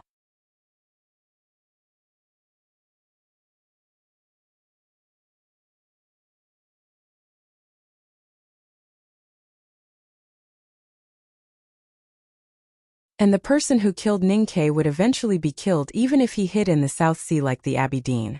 Listening to the sound of scriptures in the front temple and looking at the dark clouds above, he was silent for a long time. His expression changed from worry to determination and calmness. He murmured, "If I don't enter the netherworld, who will?" Winter left and spring was coming. Everything was as usual. The thick clouds were still suspended in the sky above Chaoyang City, motionless. The smell of burning incense in the streets was still as strong. The business of the carriage and horse business was as prosperous as usual. The sound of chanting scriptures could still be heard in the back gardens of officials and rich businessmen. Only occasionally there would be news of a young lady's sudden death. Ning Ke looked calm on the surface, but he was very anxious and under great pressure. The thick clouds in the sky seemed to be pressing on him, making it difficult for him to breathe.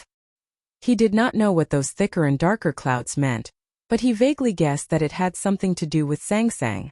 The pursuit after exposing his whereabouts made him even more uneasy. If it was only the powerhouses of Buddhism and Taoism who wanted to kill him, it would not be a big deal. What he was really vigilant about was whether the cultivation world would let the ordinary people in the secular world join in the war. He was not referring to the wanted posters in the search of the army, but to the real ordinary people, the thousands and countless ordinary people in the whole world. There had always been an unwritten rule in the cultivation world.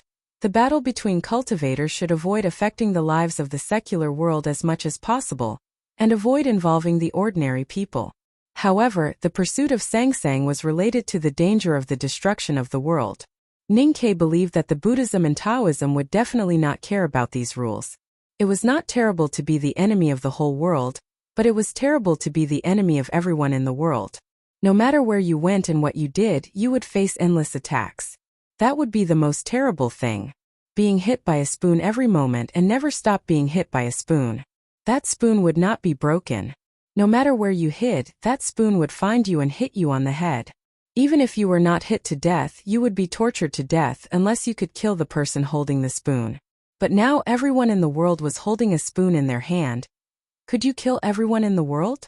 The last two sentences are about the spoon killing. I have read it before and like it very much. It is very scary. I recommend it. The 6th morning of the first chapter is changed to the 5th night, and I have also corrected some mistakes. I hope to reduce the mistakes as much as possible.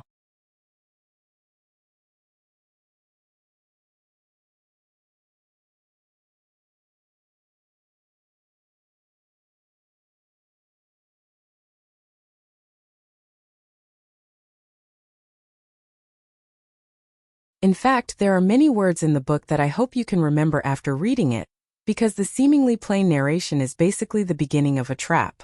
I have written 10,000 words today, and I hope to write more tomorrow. Let's start the battle, but I will not open a single chapter. I will say it here. If you have any monthly votes, please vote for Near Night. Thank you. To be continued. If you like this work, you are welcome to come to Chidian. Come to vote for me. Your support is my biggest motivation.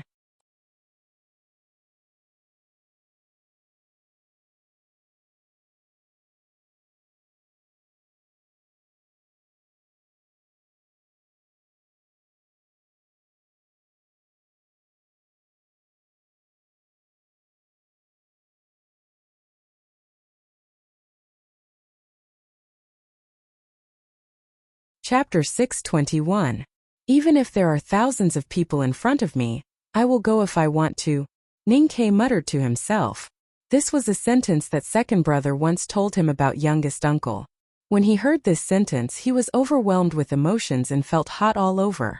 However, it seemed that he had to face such a situation now. Only then did he realize that it was not so simple. Sang Sang was warming her feet with hot water. When she heard this sentence, she was slightly startled and said, "How heroic."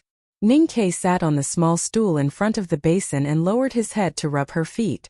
He said with a smile, "When the enemy invades and the evil forces are rampant, you will be a hero no matter how you kill.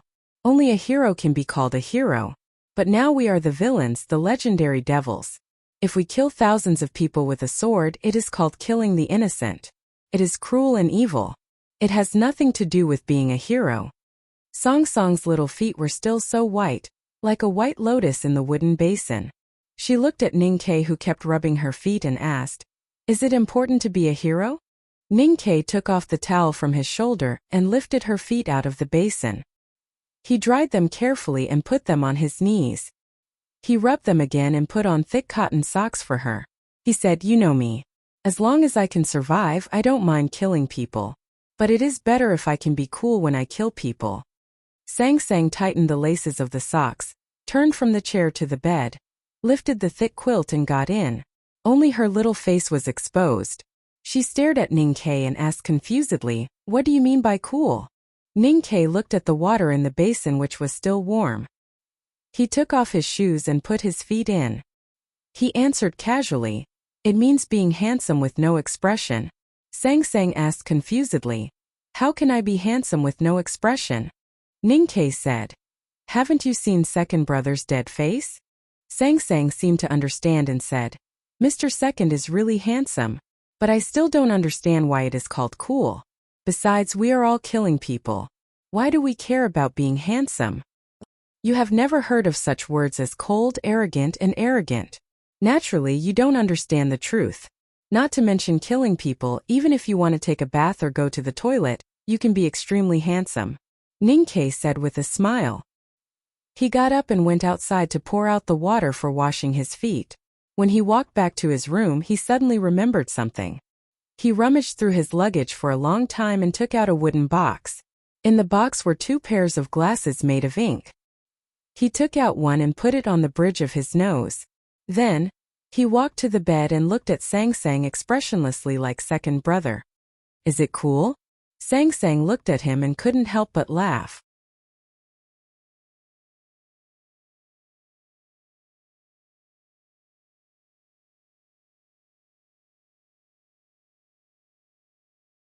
Then she thought of something and looked at the hair in front of her, frowning slightly.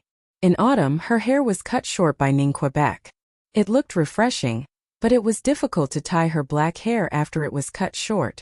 She tried several times with a hairpin, but failed to stop her hair from flying in front of her eyes.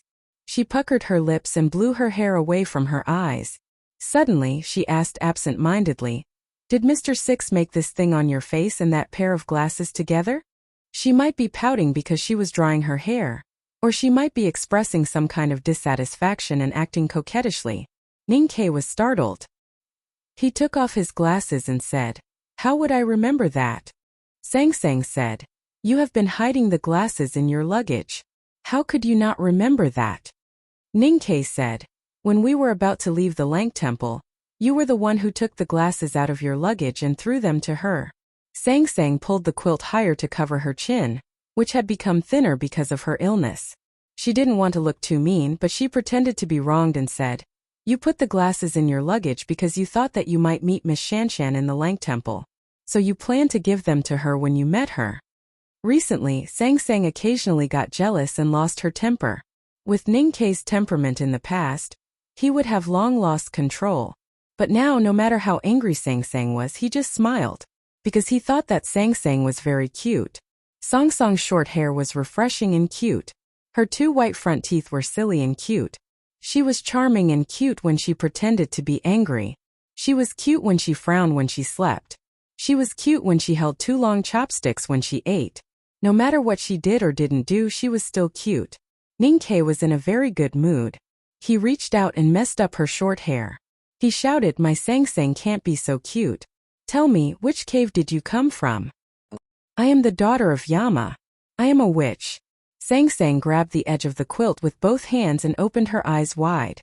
She looked at him seriously, but she couldn't help giggling. She looked extremely cute. A crow's unpleasant caw came from outside the window. Ninkei patted her slightly cold face and said gently, "I'll go out and have a look. You go to sleep first." Sang Sang said, "Be careful." Ninkei nodded and pushed the door into the small courtyard. It was already dusk. The sun was slowly setting in the west. The red light shone into Chaoyang City and the thick clouds in the sky, giving it a strange red color. He looked up at the thick clouds burning like a sea of fire above his head. He shook his head and left. Sang Sang put on a fur coat and climbed out of the quilt. She walked to the window and skillfully prepared to block the light. Suddenly, she saw the burning clouds in the sky. Her little hand that was pulling the curtain paused.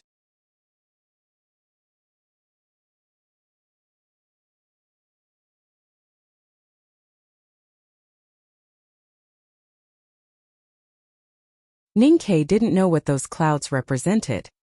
He only knew that they were related to her. She didn't know what those clouds represented either. But she knew that they might mean her departure or even death. Just as the previous joke said, Sang Sang couldn't be so cute.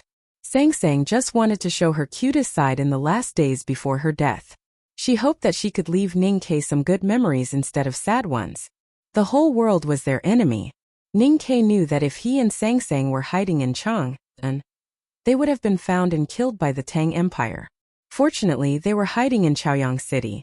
The government of the Yueluan Kingdom was extremely inefficient. Although the people who were devout to Buddhism feared and hated the daughter of Yama, none of them would get rid of their lazy nature to help the Buddhism sect and the government in their search.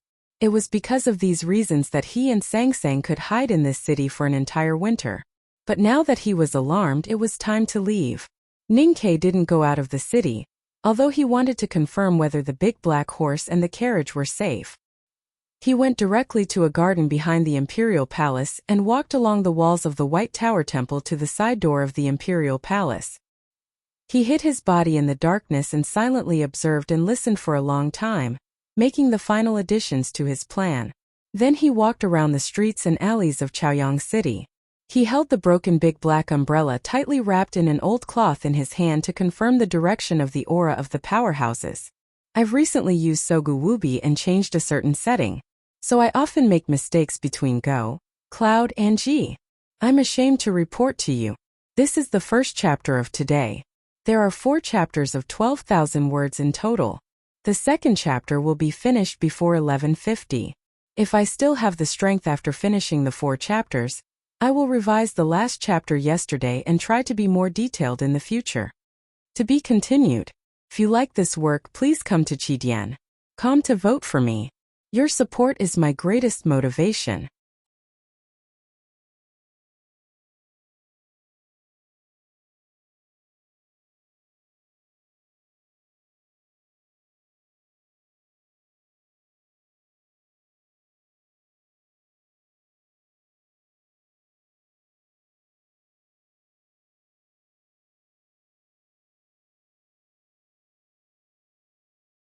Chapter 622.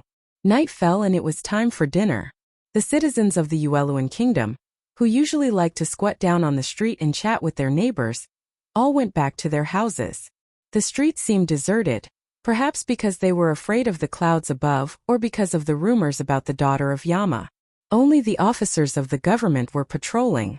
The security in Chaoyang City was much tighter than last autumn, but Ninkei believed that it would not be a problem to sneak out with Sang Sang. He had sensed with his psyche power using the big black umbrella, and found that there were many more powerhouses in Chaoyang City.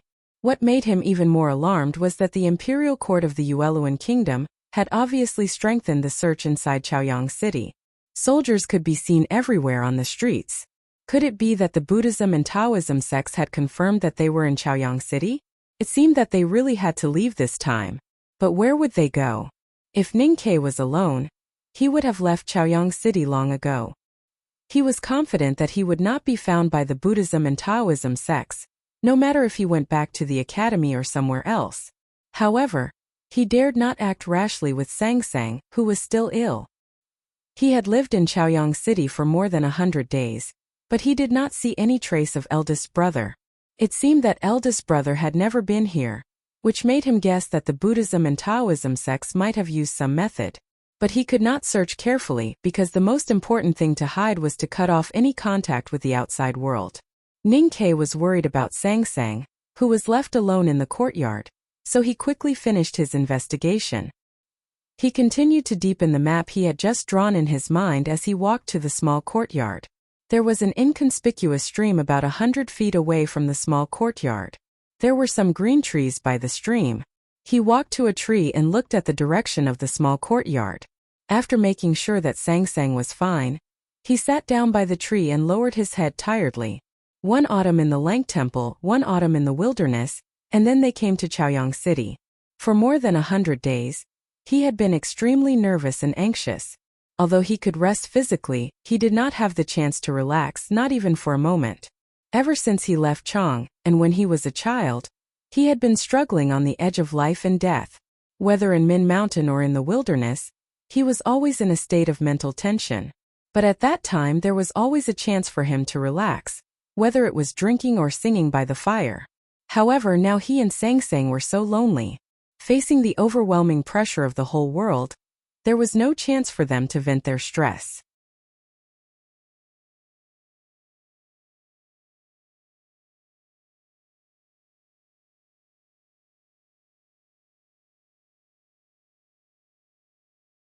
Ning Ke thought that Sang Sang had sensed his abnormal state of mind, so she tried to make him relax by being cute and bickering. He was also very cooperative, but it still could not improve his current mental state. The string in his mind had been broken to the extreme today and could break at any time. He picked up a stone from the stream bank and held it tightly. Then he slowly exerted force. After a long time he released his palm. The stone in his palm had already been crushed into several pieces of gravel. Then he stood up and gave a heavy blow to the green tree. He wanted to learn from a certain article in his memory and use this method to relieve the heavy pressure, so that when he returned to the small courtyard, he could face Sang Sang with the calmest expression and the most gentle attitude. There was always a gap between reality and ideal. Ning Ke looked at the tree in front of him and his fist that had silently sunk into the hard trunk of the tree. He slightly raised his eyebrows and slightly opened his mouth. It was hard to tell whether he was crying or laughing. When he returned to the small courtyard, he had already calmed down. He groped under the quilt in the dark and hugged Sang Sang's slightly cold body. He leaned his face against the back of her neck and deeply sniffed. He said, "Hurry up and sleep." Sang Sang felt a little wet behind her neck. She turned around and looked into his eyes. But she saw nothing but calmness and warmth in his eyes. She whispered, "You're crying?" Ning Ke smiled and said, "Have you ever seen me cry for so many years?" Sang Sang buried her head in his arms and said, "Did mentioning Miss Shanshan remind you of those things and make you feel more regretful and sad? Is that why you're sad?" This was something they often did these days. But Ning Ke was not in the mood, so he just silently held her in his arms and gently stroked her back, conveying the warmth of his palm. Sang Sang was silent for a long time and suddenly said, "Am I very stupid?" Ning Ke asked, "Why are you stupid?" Sang Sang raised her head and looked at him. She said, "I'm not cute, but I want to pretend to be cute to make you happy. I pretend to be ugly, and sometimes I even pretend to be unreasonable." Ning Ke looked at her and said, "You're cute." Sang Sang whispered, "Why am I cute?" Ning Ke said, "You're the only girl I can love, so you're cute." Sang Sang smiled and said, "So mushy, so sour." Ning Ke also smiled and said, "Pippi taught me this sentence." Sang Sang was still smiling, but tears had wet her cheeks. Ning Ke reached out and flicked the tears off her face. He said, "I haven't seen you cry since you were 5 years old." Sang Sang said, "I cried once a few years ago, the night I left the old brush pen shop." Ning Ke said, "Don't cry in the future." Sang Sang lowered her head and gently hummed. Ning Ke's lips fell on her smooth forehead and then moved down to her lips.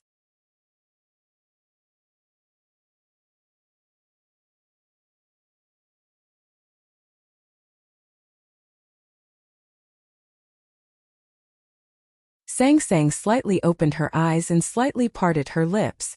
Ningke hugged her tightly and kissed her quietly and attentively, as if he wanted to completely press her thin body into his. Only in this way could he prevent her from being seen and taken away by others. Sang Sang was 16 years old this year. Although she was thin, she had grown into a young girl and had her own charm. Ningke put his hands into her clothes and gently stroked them. Sang Sang whispered, "Let's have a baby. When you recover." Ningke looked at her seemingly transparent eyes and said, "What if I can't recover?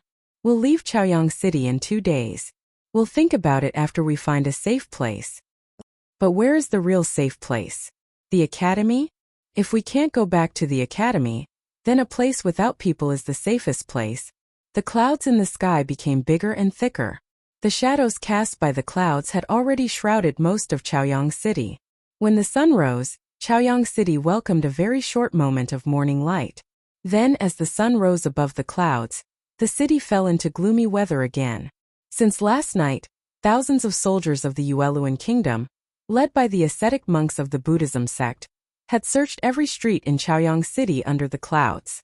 This time the search was carried out very carefully. No one dared to be careless. Every house was knocked on, including water tanks and grain cellars. Only after Li Zheng and the 3 neighbors confirmed that there were no outsiders living in the house, would they stick a piece of red paper on the door to indicate that there was no problem. Although Chaoyang City was large under the shadow of the clouds, with so many people searching from house to house and gradually eliminating the suspicion, the 2 people hiding under the clouds would be found at some point. That moment came earlier than everyone had expected. Neither Master Chi Mei of Xiankong Temple nor Luo Kadi and his 18 West Hill Divine Guards had expected it. An ascetic monk from Xiankong Temple was leading a dozen soldiers to search along a stream. Suddenly, a black crow appeared on a withered tree in front of him. The ascetic monk looked at the crow and frowned slightly. He waved his hand, intending to drive it away. However, the black crow did not seem to be afraid of him. Instead, it cawed at him several times. After a few caws, the black crow left the branch and flew around the ascetic monk's head 3 times. Then, it flew upstream and landed on another tree about 100 feet away. Cawed a few more times. Cultivators in the world were basically believers of Haotian. Although the disciples of the Buddhism sect worshipped Buddha, they believed in those things in the unseen world. Seeing the strange behavior of the black crow, the ascetic monk's expression became serious. He signaled the dozen soldiers to search where they were, and then followed the black crow to the north of the stream.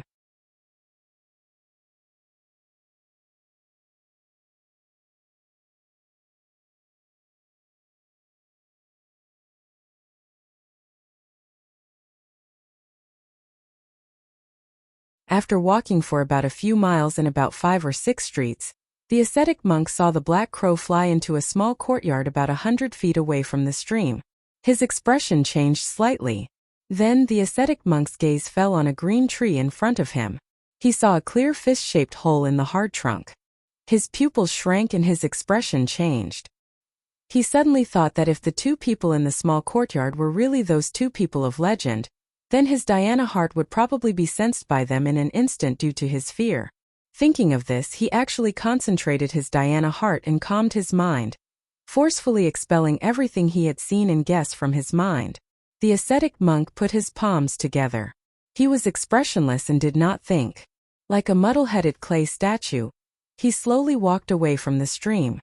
He passed through the narrow alley and followed his instincts in the depths of his consciousness to walk somewhere. He maintained this state and walked through several streets. Whether it was the shouts of his fellow disciples or the strange looks of the soldiers, they could not stop him until he slowly walked into the White Tower Temple. The bell of the White Tower Temple woke the ascetic monk from his unconscious state. Looking at his fellow disciples who had surrounded him, his eyes were filled with confusion. Then, he suddenly woke up and showed endless fear. With a puff, he spat out blood and said weakly, "Found it." Luo Kadi looked at the small courtyard in the distance. His tall and sturdy body did not tremble in the slightest, and there was no emotion on his stone-like face. His eyes were burning with battle intent, as if he wanted to burn everything he saw into ashes. 18 West Hill Divine Guards, wearing red cloaks, stood solemnly on both sides of him. They carried God-given long swords. Looking at the width of the scabbards, One could imagine how heavy these God-given long swords were. Master Chi-mei stood beside Luo Kadi and looked quietly at the small courtyard in the distance. After a long silence he said, "Who would have thought that the daughter of Yama would be hiding in Chaoyang City?" The two powerhouses stood 2 streets away from the small courtyard. They maintained this distance because the murderous intent on them was too strong. It was so strong that they could not hide it even with their state. Chapter 3 Strive for 1:30. To be continued. If you like this work, please come to Chidian.com to vote for me. Your support is my greatest motivation. You're tuning in to the Li Mei Sword of Destiny YouTube channel. We're so grateful for your support, and don't forget to subscribe to join us on this incredible journey through captivating stories. Your generosity through donations truly makes a world of difference, as it's the primary source of revenue that allows me to expand and enhance this channel for you. Thank you from the bottom of my heart for being a part of this adventure.